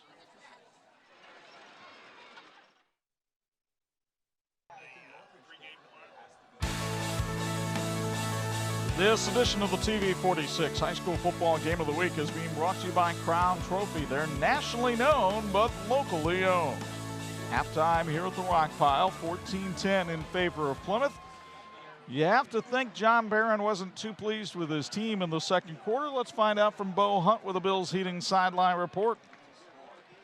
Yeah, I got a chance to talk to John. Playing up, ask him. I go, for a little over a quarter, you guys pretty much dominated this game. Offensively, it didn't look like you could do much wrong except for a few penalties here and there. And he goes, I don't know what happened except, our intensity level. He goes, our corners started getting weak. Our linebackers started not stepping up, and they started picking up big chunks of yards. It really got the momentum. I think a lot of the weight of these kids, they got up that 14-0 lead. In the back of their mind, they've been 0-3 against this team. These seniors have not beat this Northridge team. So I think that mentality might have got to them just a little bit when they started making that comeback. And I asked John, about some changes in the second half, some adjustments. He goes, we just need to strap it on. Our mentality level needs to be stepped up just a little bit more, and we just need to be a little bit more aggressive. Bo, don't you think the tempo also had something to do with it? Because Northridge went to a much quicker tempo when they started moving the ball. Yeah, I totally agree. I think a lot of the momentum comes from that tempo. And once you get the tempo and once you start picking up a first down here, a first down there, you really start getting that tempo and really start developing that momentum. And right now it's sitting all Northridge way, and they are receiving the ball. So we'll see if that continues or if Plymouth can really stop them. It's that very first series, and if they can stop them from getting that first down and getting that tempo, I think that's key. Guys? Good stuff, my friend. Okay, the Middlebury Community Schools sponsor our Facebook live stream, and our third quarter being brought to us by Michiana Contracting. What are you watching for here in the third? I'm looking, again, the intensity thing the coach was talking about, and Plymouth, one of the worst things that can happen to a team, whether it's baseball, football, hockey, or whatever, is to get off to an early lead, and then you think you might have an easy night of it. That's not going to happen. It's never happened between these two schools. So Plymouth not only is going to have to kick off, but they need to get their defense out there and get the ball back from Northridge so they can work from the advantage of having the lead. And here to call the exciting second half of this big Northern Lakes Conference clash, my partner Chuck Friedrich. Oscar Mendoza is there to kick, and the kick goes out of bounds. And so Northridge will get good field position out of that as the kick goes sideways and out of bounds, and Northridge will be able to take it over 1st and 10 at the 35-yard line. Oliver Evler, solid, not spectacular in the first half, but he certainly threw some nice balls, and Jet got his favorite receiver, hit a big pass to Brecken Judd for a big gain. 5 out of 8 in the first half for the Northridge quarterback. Both quarterbacks had some big plays.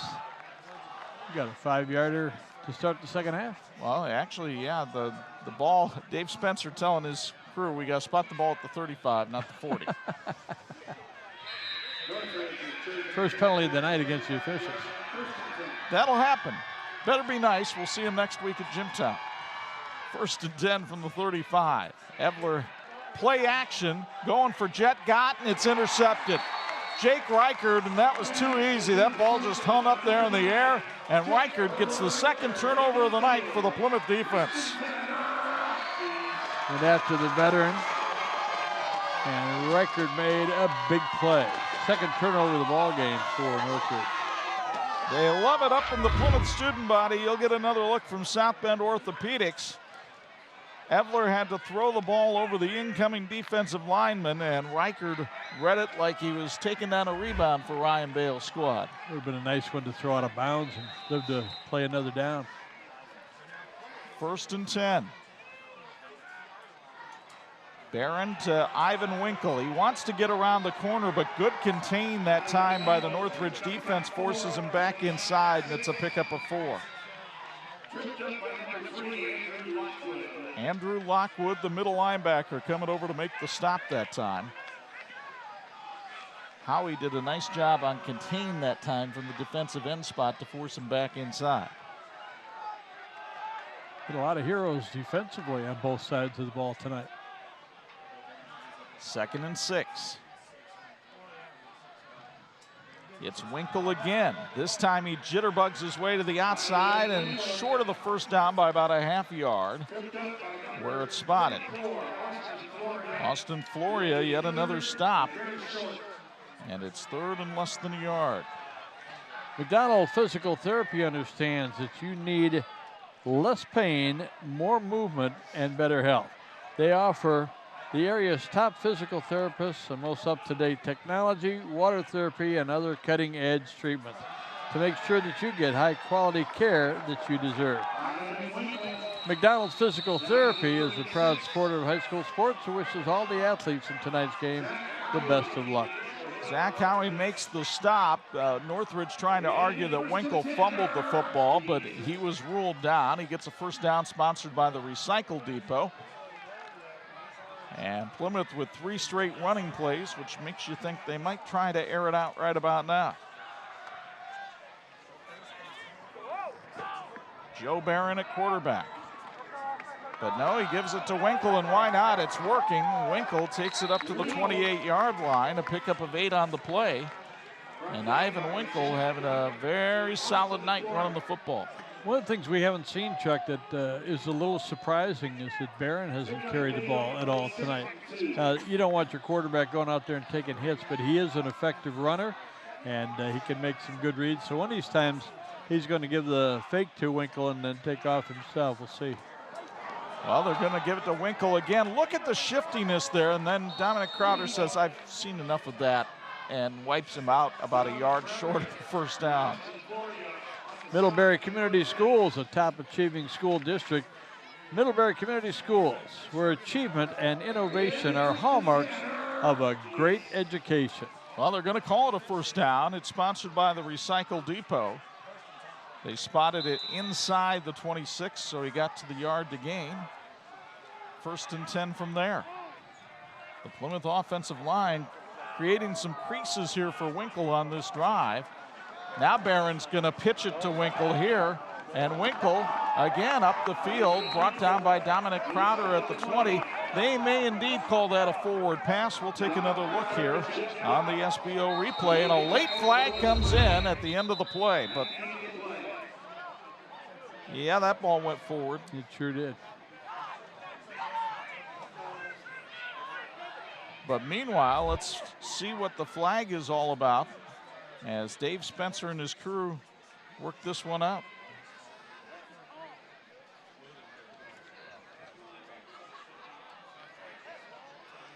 So Spencer spots, the flag was down at the 18. Let's see what this is all about. Unsportsmanlike conduct against Northridge, and that's going to be half the distance to the goal line, and spot the ball down at the 10-yard line, 1st and goal.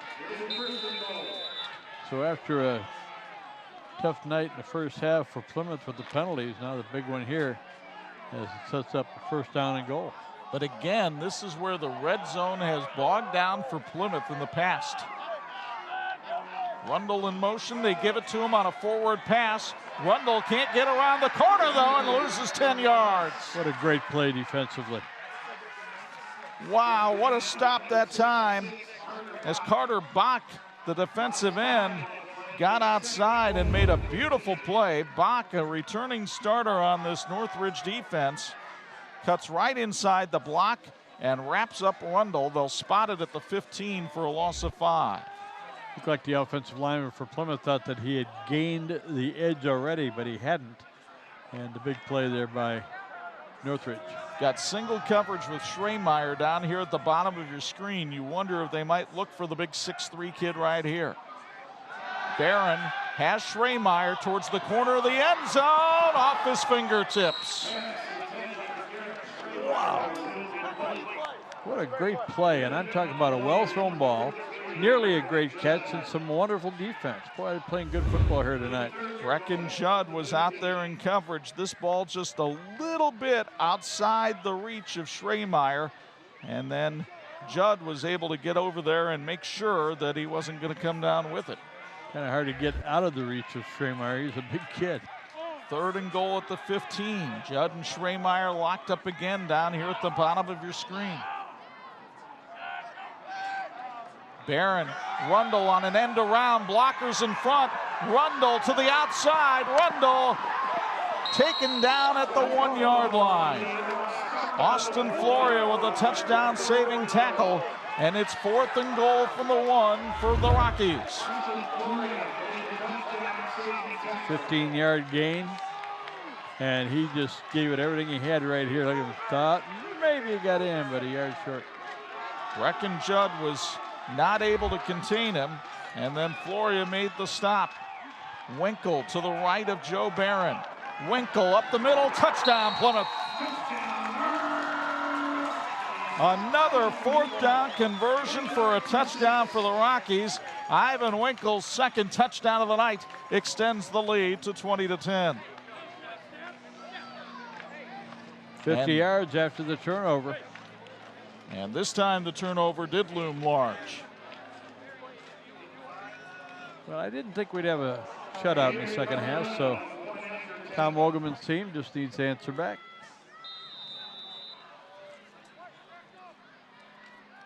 So this will be Oscar Mendoza on the extra point. He kind of took some funny steps to get there, but he punched it through. And the extra point is up and good with 7:50 to go in the 3rd quarter.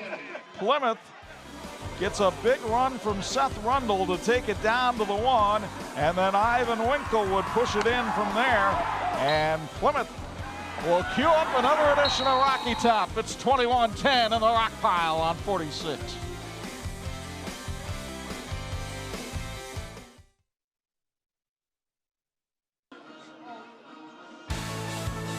And this edition of the TV 46 High School Football Game of the Week is being brought to you by IFT, Imagineering Finishing Technologies, where quality is a way of life.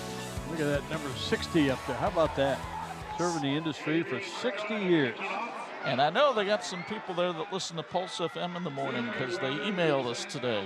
They do, and they have a lot of folks who are watching our games and pretty proud of the fact that we get a chance to talk to people about Imagineering Finishing Technologies. High spinning kick will hit on the field turf and be scooped up at the 17-yard line. Not much of a return that time for the Raiders. They'll have to take it over at their own 23. Folks, a hidden gem that's West on Warren Gallery and Grill offers outdoor dining with live music on the patio through September. The Fresh from Scratch Kitchen offers everything from the classic cheeseburger to surf and turf, with a new fall menu coming soon. Check out special events on Facebook and Instagram at West on Warren Grill, where good friends gather. By the way, the touchdown sponsored by the Plymouth High School Athletic Department. Here's the handoff to Dominic Crowder, and Crowder could not turn the corner. Joseph Stiers dragged him down from behind, and another late flag comes in. This might be a helmet-to-helmet. We'll have to see. That's exactly what it is. You'll see it here on the South Bend Orthopedics replay. Watch as Crowder turns and Stiers The helmet's made contact there, and then a helmet makes contact right there from Himes. Yeah, he was pretty well stopped, and Himes trying to plant him out there at about the 30. John Barron frustrated his guys for making a real aggressive play, but contact is the most important thing on a play like that. Yeah, when you go head-to-head there at the end of the play, that's a point of emphasis these days. 15 yards and a first down. It's sponsored by West Don Warren Gallery and Grill. A snap over the head of Evler, and he smartly falls on it back at the 28, a loss of 10 on the play. Gain 15 on a penalty, give 10 back on a fumble. A little strong, a little high, but not too bad. Little high, but he was already looking to make the handoff. The problem is the high snap, even if he catches it, is going to mess up the rhythm of the play, but if he catches it, probably only a loss of 5, not 10.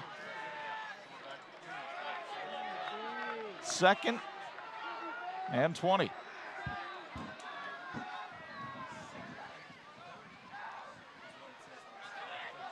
Man in motion, and more flags thrown and whistles blown. This is a false start. A lot of people were in motion that time, and the referee said, well, you can have 1, but you can't have 3, and another penalty. Folks at Plymouth High School, they're working hard to create a championship culture both in and out of the classroom. They want to build their student athletes' foundation on unselfishness, kindness, empathy, work ethic, and self-control. They've won some awards 2 consecutive years of the IHSA Champions Together banner, 4 consecutive years of IHSA School Sportsmanship Award, and their motto, we are Big Red. Second and 25. Evler to Cade Lacey. Lacey bowls his way to the 42-yard line, and all of a sudden it's a 3rd and 6 for Plymouth after a 19-yard pickup by the Northridge running back. Got themselves back in a good position. You know, we talked about our keys to win, how important it was going to be for Northridge to stay ahead of the chains. Not ahead of them right now, but back to where it's workable. 3rd and 6. See the receivers at the bottom of your screen. Gott with single coverage up at the top. Evler hands it off. This is Crowder, lost the football. Plymouth has it. Seth Rundle with the recovery. There was a strip after the first down, and the 3rd turnover of the night for the Northridge Raiders by the Plymouth defense. They've just gotten into Plymouth territory. A good call here, a good surge up front. And give credit. His own man actually took it out of his hands. Cam Waters trying to run, wound up tipping the ball out, and Seth Rundle was there to snatch it out of midair. It looked like Winkle might have got a hand on that ball as well, pushing it out. But tackling the football pays off. That's 4 fumbles tonight for Northridge. Second one lost. Timeout called by Northridge with 5:30 to go here in the 3rd quarter. And Plymouth really with a chance. I don't want to say, it's probably too early to say put the game away, but they get up by 18. Northridge is in a huge spot of trouble. You certainly are. It gives us a chance to tell you about the Recycle Depot. Maybe it's time to visit the Recycle Depot, Marshall County, cleaning out your garage before the leaves fall.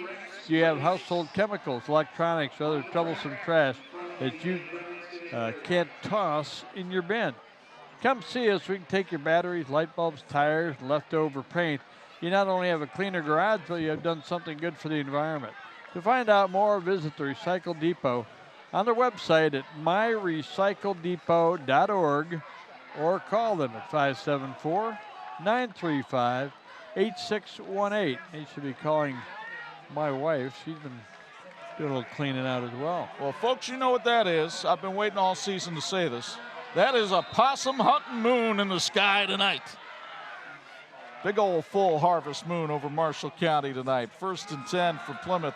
Ivan Winkle on the carry. Gets to the outside. Rundle gave him a block, and Winkle with room to run for the first time tonight gets down to the 23-yard line. That is a 29-yard pickup on the play for the Plymouth Scooter.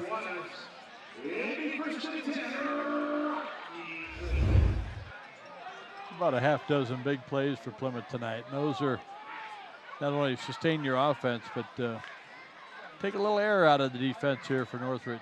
Andrew Himes and Seth Rundle with the big blocks on that run for Winkle. 1st and 10 from the 23.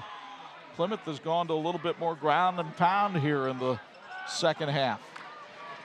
They give it to Winkle again. Scoots away from a couple of tacklers, then brought down from behind at the 22. He is a tough little back, 5'6", 145 pounds. Knows how to keep his balance, knows how to give a leg and then take it away. A lot of good technique in that backfield. Tanner Baber giving the defensive signals to this Northwood unit that is on the ropes right now. 2nd and 9 from the 22.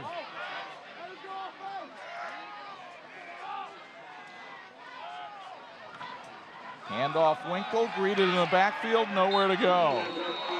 Zach Howie shot the gap beautifully that time and gets him for a loss of 4 as Howie wrapped him up right around the ankles.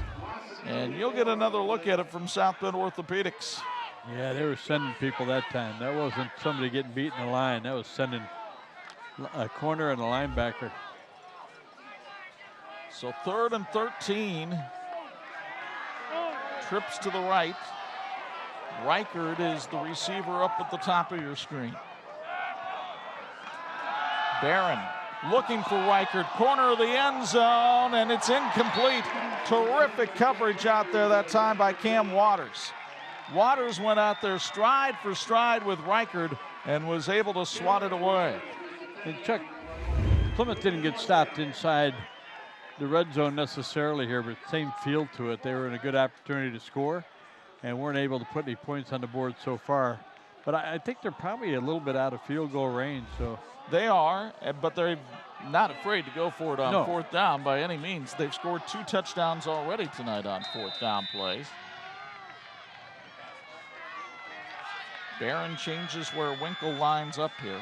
No question, Barron is throwing. He wants Reichard again, and Waters was with them again. Plymouth folks wanted a flag. They thought Waters may have impeded his progress, but the ball was well overthrown.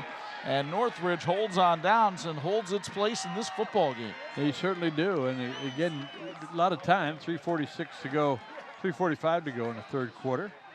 And this is about where Northridge was in the first half. Not much good had happened in the first quarter of the game, but by the 2nd quarter, they were moving pretty good. Right now, they find themselves down in this ball game by a score of 21-10. Clearly, Northridge needs a big play right now. They didn't get it there. Oliver Evler, somebody missed the cue on the handoff. Nobody missed the cue when it came time to smack Evler in the backfield. Wow. Folks, Bennington, the world's premier luxury pontoon boat manufacturer, was founded in 1997 by a small group of industry veterans. Since the beginning and to this day, Bennington is focused on leading in innovation and design with a meticulous attention to detail and quality. They have a relentless focus on customer satisfaction to ultimately deliver the pinnacle of boating excellence. Your next boat should be a Bennington. Dominic Crowder is on the loose. Dominic Crowder with a stiff arm for Rundle and then goes out of bounds at the 33-yard line. What a run by Crowder. He goes for 42 and a 1st down sponsored by West Don Warren Gallery and Grill. Dominic Crowder basically says, get out my way. You could have called a face mask there, I suppose, if you wanted to. Got rid of a pretty good defender right there. Now on 1st and 10, fumble, and Plymouth has it again, and it's Ivan Winkle. Winkle still on his feet. Winkle is bobbing and weaving. He won't be even and leaving, but he's down to the 43. 4th turnover of the night for Northridge. And that one right into the hands of Winkle. I thought maybe he was going to shake loose enough to go, but what an exciting play defensively for Ivan Winkle. And I tell you what, Plymouth has some guys going both ways, Chuck, and doesn't seem to be bothering them a bit. They're making big plays on both sides. Cade Lacey just couldn't hang on to the football. Bo Hunt, you said tonight during 46 picks, turnovers would be huge in this game. Boy, howdy are they. Bill's Heating sideline report. It seems like Northridge cannot hang on to the football here in the second half. No, and a lot of it's just coming right through the line of scrimmage and just sloppy care of the football. I mean, they're just regular plays coming through, and they're just not finishing the play, and Plymouth's doing a great job of just picking those things right out of the air, guys. Jet Gott with the tackle on Seth Rundle that time after a pickup of 5. It'll be 2nd and 5. John Barron imploring his defense, saying, hey, we can't count on them to give us the football all the time here. We got to make some stops. They're giving it up quite a bit. They got more turnovers than the West End Bakery. And that's been a big factor in this game. 2nd and 5.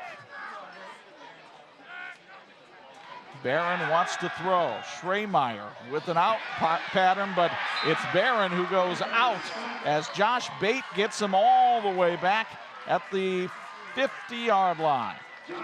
And one of the things about Barron on that play, Chuck, and the veteran aspect that we talked about early in the game, he doesn't throw a pick here.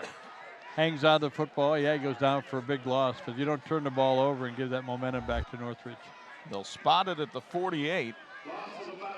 And it's 3rd and 15 for the Rockies.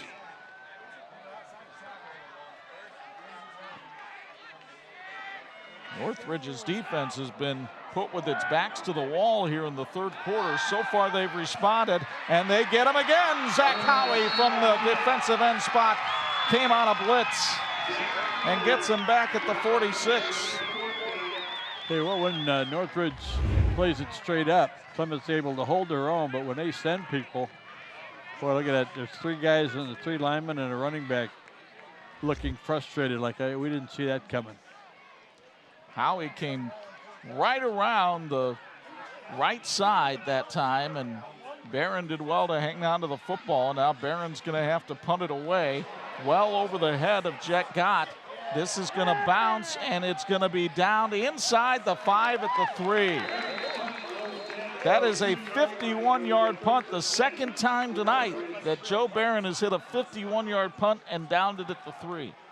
That is a big, effective play right now. You got less than a minute to go here in the 3rd quarter, and Northridge has to shorten their playbook a little bit and what they can run here in this situation deep in their own territory.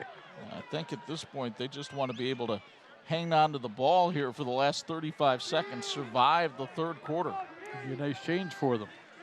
Quarter where they have made 3 turnovers, but somehow only given up 7 points and stayed in the game. Evler and company lined up in their own end zone. And it's Dominic Crowder on the carry. Crowder takes it out to the 9-yard line, pickup of 6 on the play.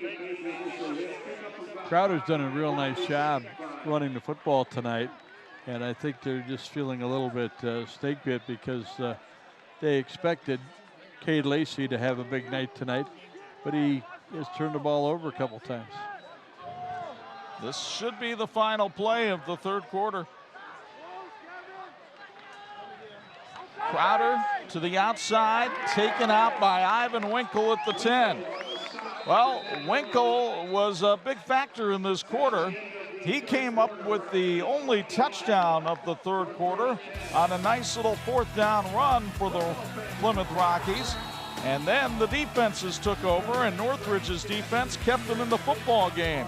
But the Raiders still trail Plymouth 21-10 as we go to the 4th on 46.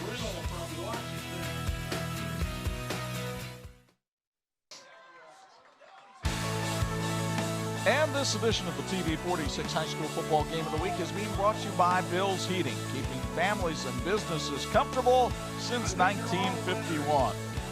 Bill's Heating sponsors our sideline report. Bo, I'm sorry that you couldn't participate in the T-Rex race between quarters, but nevertheless, your thoughts on this 1 through 3. Well, I thought the 3rd runner from the left, or the T-Rex, was the best proper form out there. But yeah, 3rd quarter, I think it was a kind of a win for Northridge, even though they had all those turnovers, because they were able to really stop Plymouth from either, really taking this game out of control, and got them out of their offense. I think with Plymouth getting out of their offense a little bit, getting sacked, it showed Northridge that, we can do this. We can come back from here. So expect this fourth quarter to really be back and forth game. Both of them going right back at each other, and a lot of physicality out there, guys. Very physical game. Well, we have more whistles, and I think yet another procedure penalty. This one goes against Northridge. It'll be half the distance to the goal. And instead of a 3rd and 3, now it's a 3rd and 8. That's a much different animal. It's a tough situation. Folks, don't settle for another boring meal. Get a Papa John's pizza delivered now. Papa John's of Plymouth has a large works or meat pizza for just $12. Get in on Papa's rewards. Find out more at papajohns.com. Our thanks to Papa John's Pizza of Plymouth for feeding our production crew tonight with great pizza. Papa John's Pizza, better ingredients, better pizza. On 3rd and 8, Evler from his own end zone fires, and the pass is complete, and that should be a first down. That's Jet Gott on the catch out there, just past the 13-yard line. That's enough for a first down. Sponsored by West Don Warren Gallery and Grill, and Gott has had himself a nice game tonight. Quality athletes on both sides, and you really, a lot of times we talk about, depending on the class that they're in, they should have 7 or 8 good players. Both these teams have a dozen players who could play probably for anybody, and if they can get the ball to the right person at the right time, it makes all the difference. Plymouth with 22 seniors trying to beat Northridge for the first time. There's another fumble, but he landed on it as Cade Lacey falls on the football up at the 17-yard line. It's going to be 2nd and 7. Well, check the heavy rain during the game tonight. Oh, wait a minute, it's not raining. But it sure has looked like it. Well, Northridge had 4 turnovers for the season coming in. They've had 4 in this game tonight, and it's been a huge difference. And they put a couple other balls on the ground, so it could have been worse. On 2nd and 7, it's Dominic Crowder trying to get around the outside, but too many red jerseys out there. Lacey with a pretty good wrestling move out there, as Winkle, Panzika, and Rundle were all out there to make the stop. And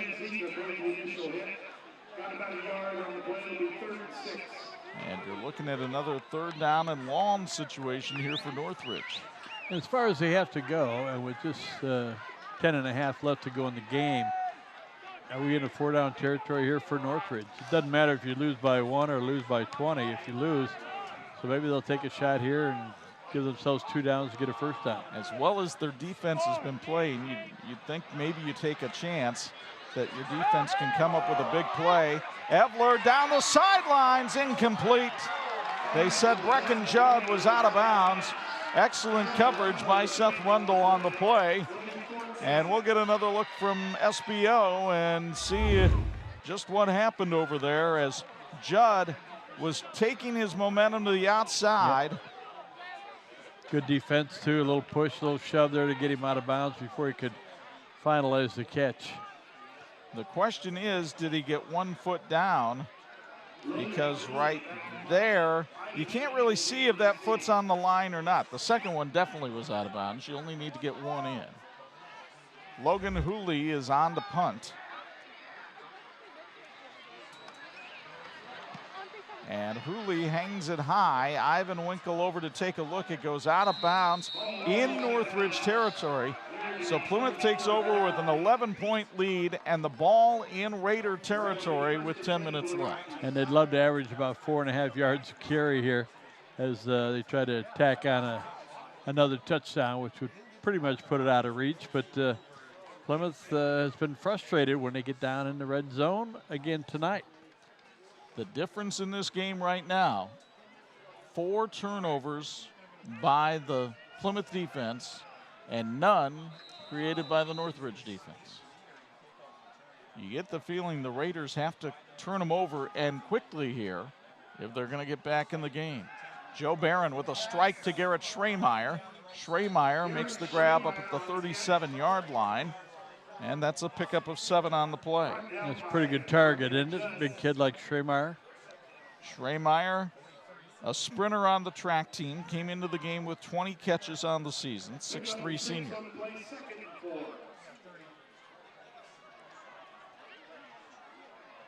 2nd and 4.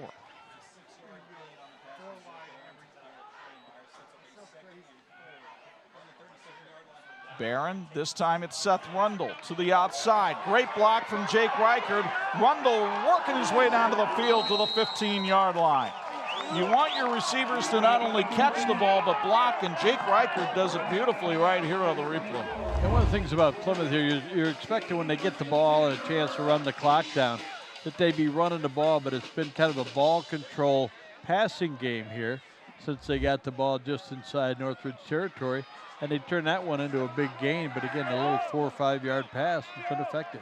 22 yards for Rundle on the reception. First down sponsored by the Recycle Depot. Barron again fires. This time it's Reichard down to the 2. So you're seeing all the Plymouth receivers on this drive. Another first down sponsored by the Recycle Depot. 13-yard pickup on the play here as Barron threw a strike. It's a pretty good stable of receivers that Plymouth is rolling out there on every play. They got 4 receivers, 3 split wide to the right, 1 to the left. Barron with 1 touchdown pass already tonight. He's looking for another here. Reichard in the end zone, touchdown. That was surgical. It was kind of the play that they ran against East Noble that was picked off late in the game, but boy, that time good execution. And again, the size of these receivers is pretty remarkable. Yeah, Reichard is a big boy at 6'2". He was just across the goal line when he caught the ball. You only have to have it for a hot second. He had possession. And so the touchdown scored. It's sponsored by the Plymouth High School Athletic Department. Oscar Mendoza with the extra point. It is up and good. And the Plymouth Rockies can cue up that song again. They love to play Rocky Top here when the Rockies get on top. And they are tonight, trying to beat Northridge for the first time in 4 years. And they lead it 28-10 on 46.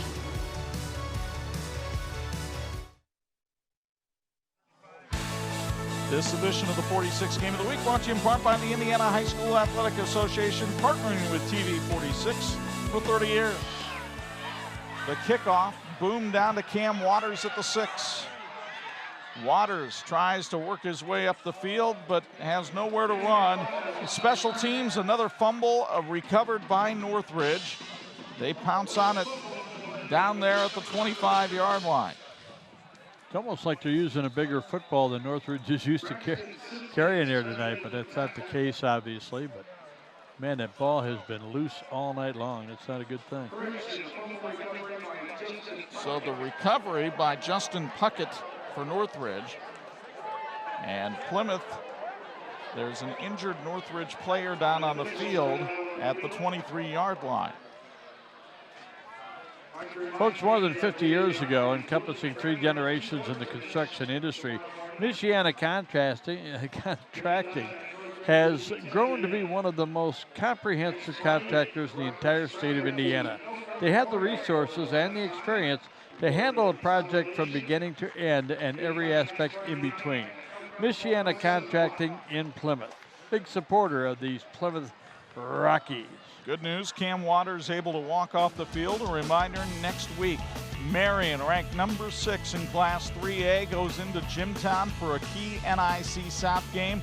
The Jimmy's christening Bill Sharp Stadium tied against John Glenn. Then they hope to score an upset over the Knights.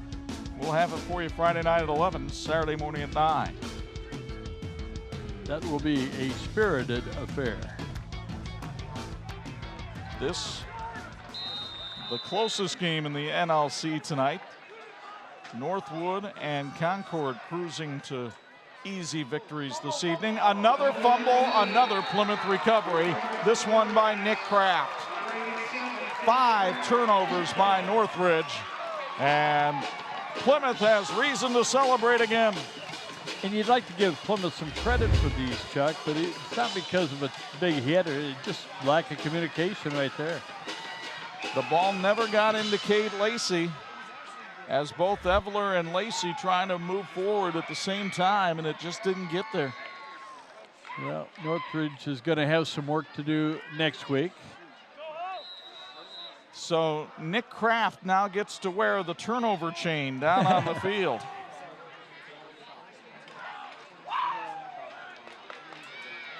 The fake by Barron, the throw is behind his intended receiver. He was looking for Joseph Stiers, who looks like he might have turned his ankle a little bit on the play.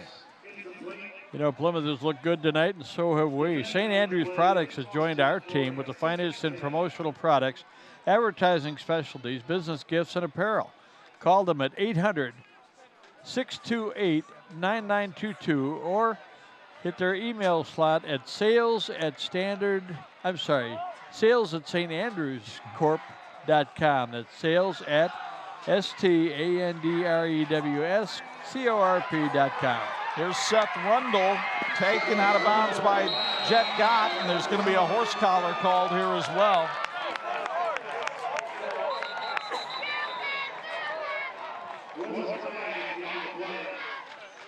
It's good enough for a first down, sponsored by the Recycle Depot, and then you can tack on some extra yardage because Gott had him, well, right where a horse collar would be if Seth Rundle were a horse. Ooh, wait a minute, is that they're going to call a face mask? Well, I think the signal is similar, but let's take a look on the SBO replay and you'll know whether it's a face mask or a horse collar here. Either one of them hurts. And, well, yeah, it is a face mask. And then he got him from behind as well. Now, you might make the argument that Rundle had his face mask as well, but that's not how it was seen.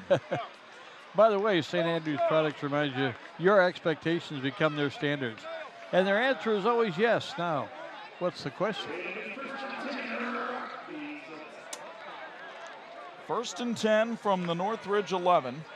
Plymouth trying to salt away its 3rd win of the season, go to 3-1, and more importantly for them, 2-0 in the Northern Lakes Conference. And Northridge has a long bus ride, and they will go home 3-1, but 1-1 in conference play. Barron throws to Reichert. Tanner Baber among the white jerseys out there wrapping him up.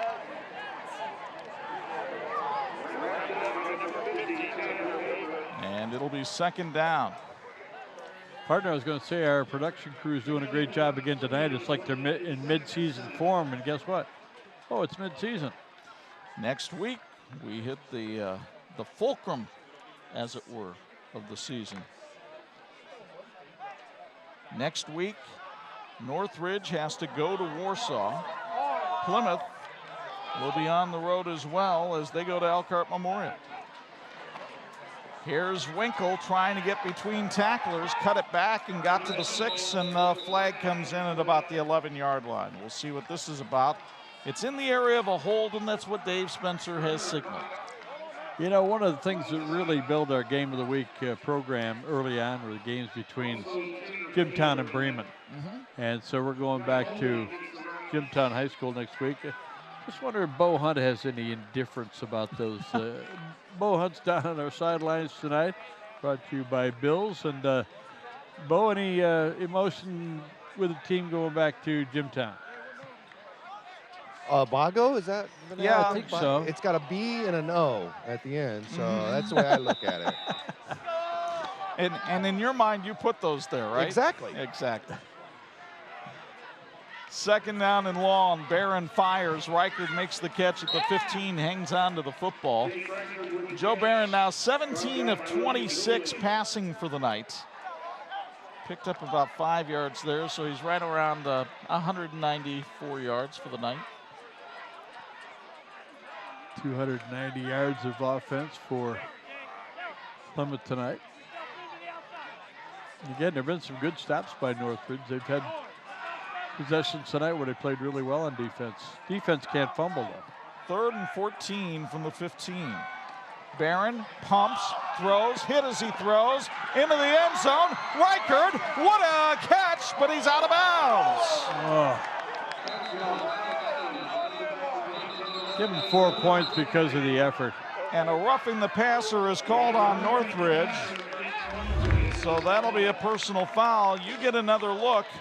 Reichert juggling, seems to have it there. Right knee is on the white. That looked pretty good.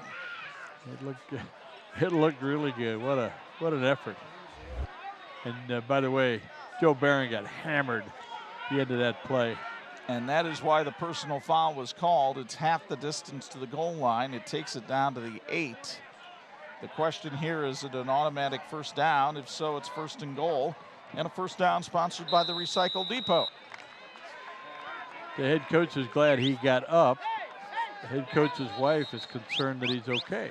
The down marker still says 3, so Dave Spencer and his crew are going to get together and talk about this and make sure it's, because it's either 3rd and goal or 3rd and 7 or first and goal. I think it's got to be first and goal. By the way, Bob Smith is here tonight, former principal of Mishawaka High School, whose daughter is John Barron's wife, and he hasn't missed a game. I was talking to Joe Barron earlier this week. He says, Grandpa never misses a game. It's great. First and goal. Winkle hangs on as he bobbled the football and then takes it up to the 5-yard line. And for Ivan Winkle, that should take him over 100 yards for the night, but we'll see what the result of yet another flag is. Well, you don't want to have a team lose its composure, but there's a late hit last play. Let's see what this one is. Well, this one, Plymouth is walking backwards, so they know that they're guilty of a personal foul right here.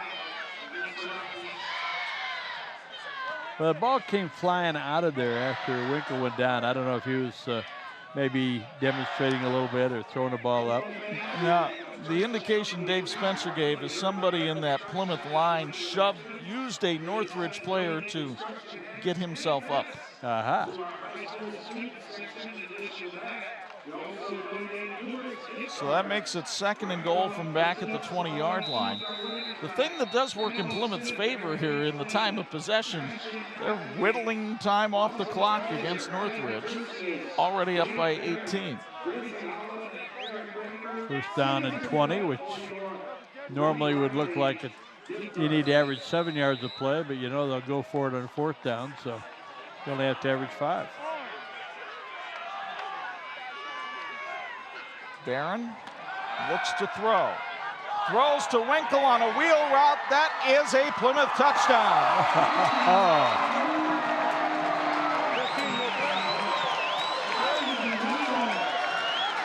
Ivan Winkle with his 3rd touchdown of the night.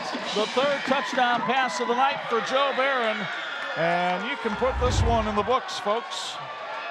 Really good execution there by Plymouth. They sold everything early, and then look at Winkle. He wants that end zone. I don't think he's a hurdler on the track team, but he is a sprinter. Actually, a hoops and baseball player. Well, he's had himself a night, hasn't he? So have the Rockies. 5 turnovers on defense, 5 touchdowns on offense. And the losing streak at the hands of Northridge about to come to an end here in 6 minutes and 20 seconds. You get another look on our SBO replay. The touchdown sponsored by the Plymouth High School Athletic Department. This is a beautifully designed play. Everything looking to the right. Winkle sneaks out to the left. One-on-one, up and over Logan Hooley. Wow. What a play. Chuck, I got to believe what John Barron was telling us earlier this week about how disappointed they were with the loss to East Noble, which is a good team. East Noble's having themselves a good year, but he felt like they really missed the opportunity to win that. They would be 4-0. And it's always tough as a coach to see that happen. But again, it wasn't a conference loss, and his team seems to have rebounded really well with 3 straight wins. Well, they have 2 road games coming up in the conference, and then we're back here in 3 weeks when they take on Concord. And for many, many, many years in the Northern Lakes Conference, the NLC title has come down to a game between Concord and Plymouth, and it sure looks like it's going to be that way again this year. And guess what? Concord's a good football team, and they've got an outstanding quarterback, and they play some pretty good defense, too. They'll rock and sock you. Yeah, they're tattooing Wawasee tonight down in Syracuse. So the kick, a spinner that's taken down at the 34-yard line. And Northridge will run it back to the 40. Good return there that time for the Raiders. Decent field position.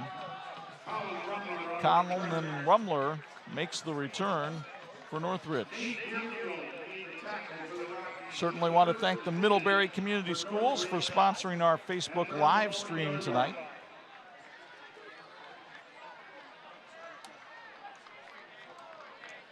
(35-10) in favor of the Plymouth Rockies, and we'll see how Northridge tries to play it here in the final 6:15.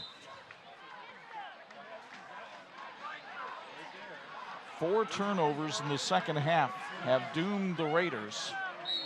And Plymouth still trying to strip the ball there as Cade Lacey carried it for 3. You look at all the players for Plymouth going both ways, and I believe in that. I think you put your best athletes out there when you can. But on a night like this, it was absolutely beautiful. 75 or so when we got started, dropping down into the middle 60s right now. But boy, what a night for football, and you've done such a great job here at Plymouth. Now the handoff to Dominic Crowder, who comes around the corner and gets the first down at the 50-yard line. First down sponsored by West on Warren Gallery and Grill. They'll spot it at the 49-yard line of Plymouth. The problem for Northridge has not been getting into Rocky territory. It's been hanging on to football Rocky territory. Tom Wogelman is really hoping that his kids continue to play hard and get better. Use the last 7 or 8 minutes of this fourth quarter to make themselves better for next week. Crowder takes it down to the 42, pickup of 7 on the play. Elkhart Central shuts out Benton Harbor tonight, 41-0. Boy, that Blazer defense. Bo mentioned in 46 picks, they don't get a whole lot of credit, but they've been playing real well. Nice little birthday present for their co-defensive coordinator, Trayvon Curry, tonight. Here's Cade Lacey with a carry. He picks up 3 on the play. It'll be 1st and 10. Another first down sponsored by West on Warren Gallery and Grill.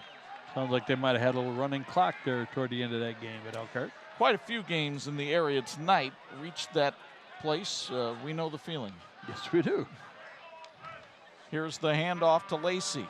Trying to get around the right corner, banging bodies. Goes down at the 36-yard line. It was Daniel Bacon on the stop that time. His dad, the chief of police here in Plymouth.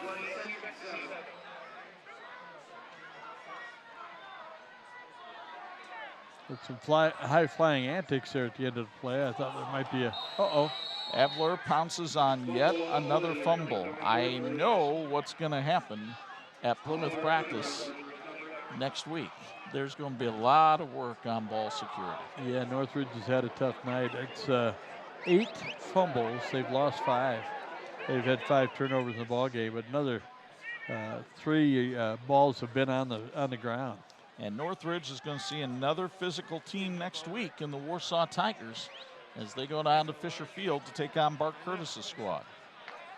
Lou Holtz used to say, I tell you what, you're not going to have more than 1 turnover because you're going to come out of the game.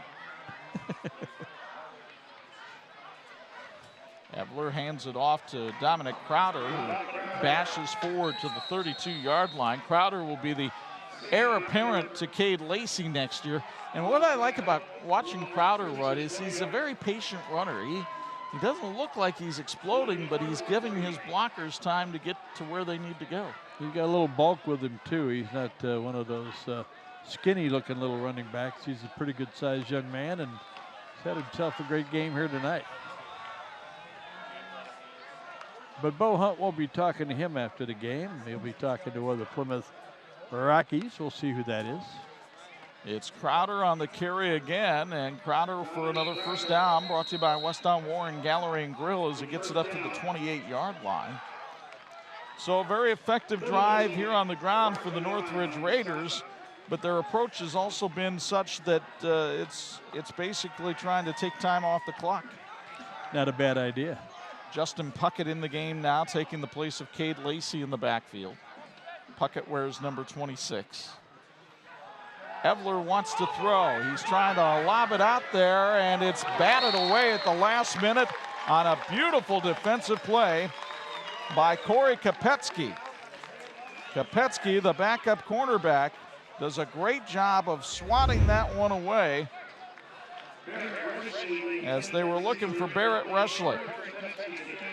You know, partner, one of the things that we have seen tonight is a lot of really good plays on defense, on pass plays, where the ball is just, it's been a well-thrown ball, it's been a good pattern, it's been a good effort, and defense makes the play. That's good football. Second down, 10 yards to go. Evler, play action, throws it out there, and it's incomplete and almost intercepted. That was a very dangerous pass. Kopetsky and Dylan Panzika both in the neighborhood. Neither one could corral it for Plymouth. Threw it up for grabs there a little bit. So looking at a 3rd and 10. Evler got a lot of good experience last year. It was at the expense of their starting quarterback. But again, I think one of the things that Plymouth has that's made their passing game so effective tonight is that core of receivers. They've got a lot of big kids, good targets out there for Joe Barron. 4 wideouts here for Evler with 2:32 to go. Evler fires over the middle, and it is dropped. Could have been another turnover right there. Arturo Valdez had his hands on it. And Valdez, who had designed a beautiful clock in the Widener School of Inquiry, almost had time for an interception right there. You know, check how important those turnovers have been for Northridge tonight. Total yardage right now in the ball game, 314 for Plymouth and 306 for Northridge, and yet the score is pretty lopsided, 35-10. Evler trying to convert a 4th down. He throws for Jet Gott, and Gott makes the catch. Did he get to the sticks? He did. It's sponsored by West On Warren Gallery and Grill.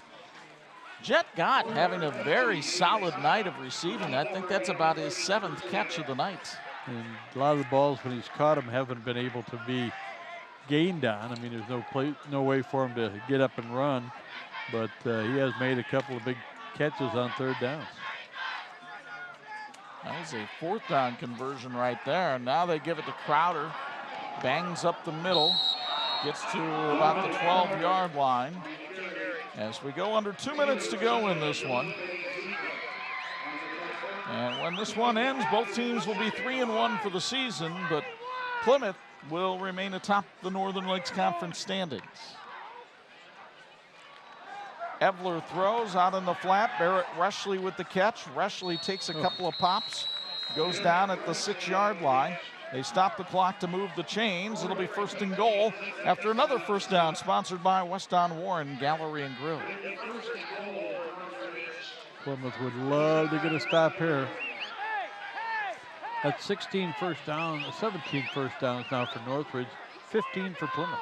Evler, 8 of 16 throwing the football, but they'll run it here with Crowder. He dives forward to the 1. Crowder has to be getting close to 100 yards tonight. Real solid. Northridge has run it for 222 yards tonight. Crowder has 151 rushing yards. And make it 152 as he powers into the end zone for the touchdown to get Northridge on the board again. It's 35-16. Well, Dominic Crowder with a workmanlike effort tonight. 22 carries, 152 yards, and this touchdown as he got a nice seal block from his offensive line that time to take it on in for the score.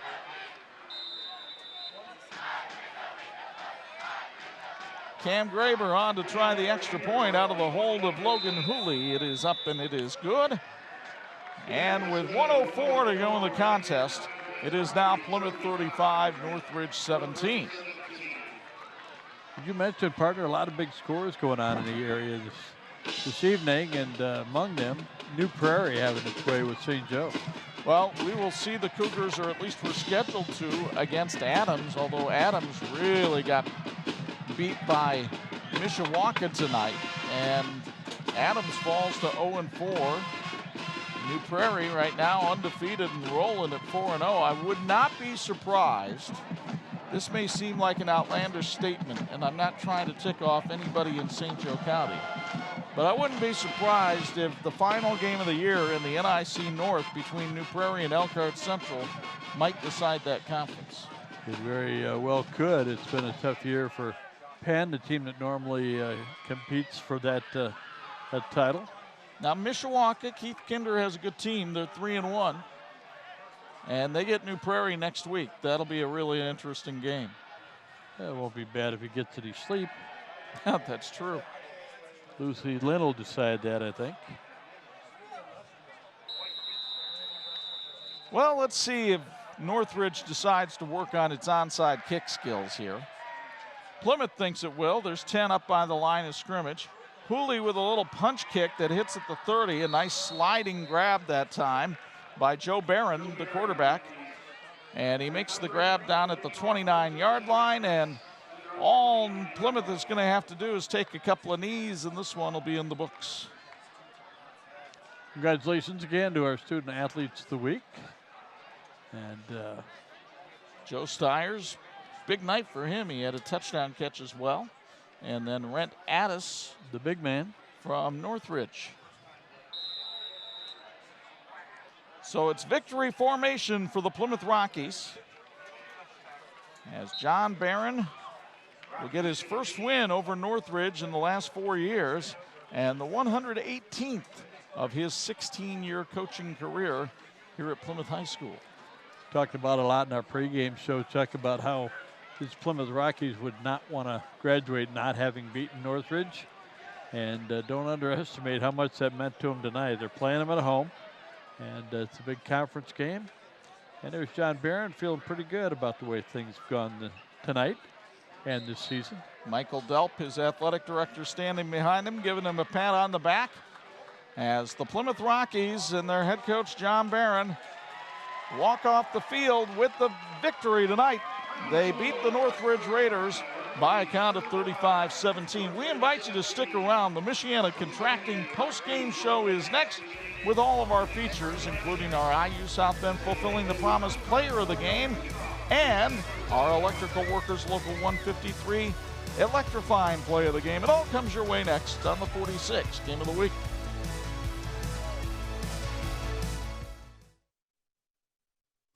Thanks for watching the WHME TV 46 High School Game of the Week, brought to you by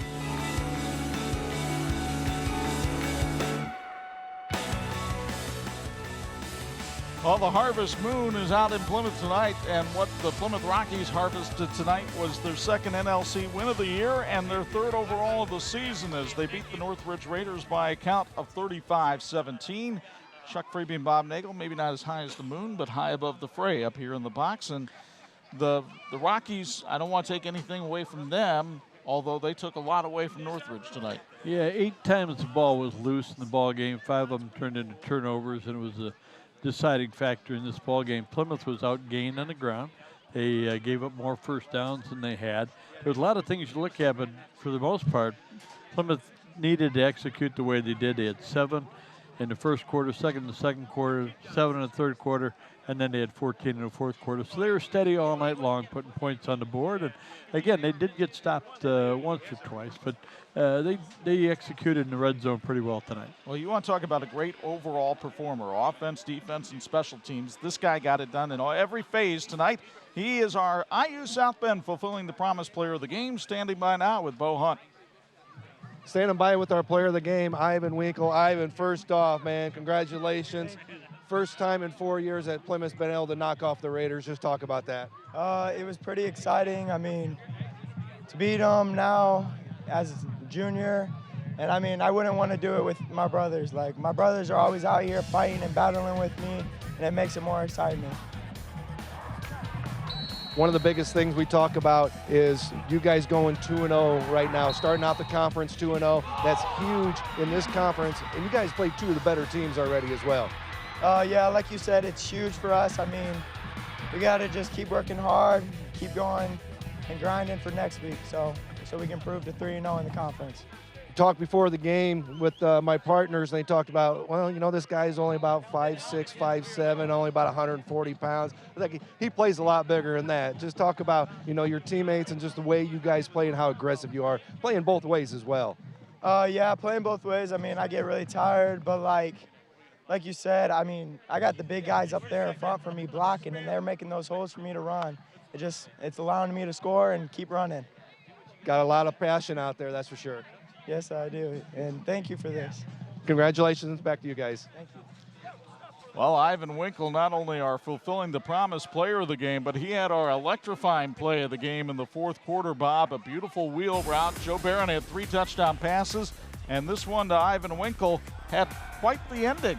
It really did, and you know, you've got 28 points on the board, you're probably going to win it, but I want the end zone. And man, he got up over the defender right there. Well thrown ball by Barron, gave him time to work and plant that foot.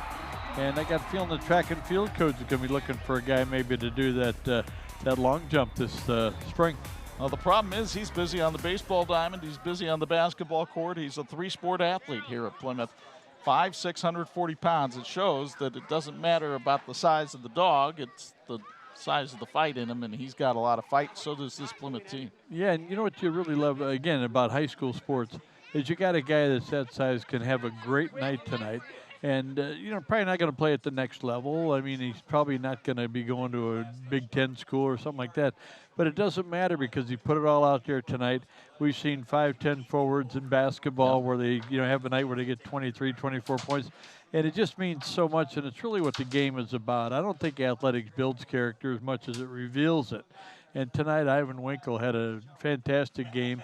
3 touchdowns. He had the fumble recovery. Just he never had a bad minute out there tonight. So Plymouth and Northridge both at 3-1 now, and we take our road show over to Boggo Township next week on the banks of the Boggo, where we'll watch Marion and Jimtown. Our thanks to the crazy one, Dean Korsmo, and the rest of our TV46 crew, so dedicated and passionate towards bringing you these high school games each and every week. A reminder, college football on Pulse FM on Saturday at noon. It's Indiana taking on number 6 Ohio State, and then at 7:30, Purdue will take on TCU down at Ross 8 Stadium. We'll have the call of both of those for you on 92.1, 96.9, and 103.1. And don't forget to follow us on Twitter and Facebook with the 46 Film Room every Wednesday. Now, from our broadcast partners, the Hall of Famers, Bob Nagel and Bo Hunt, it's Chuck Freebie. Once again, the final. Plymouth 35, Northridge 17. So long from the banks of the Yellow River.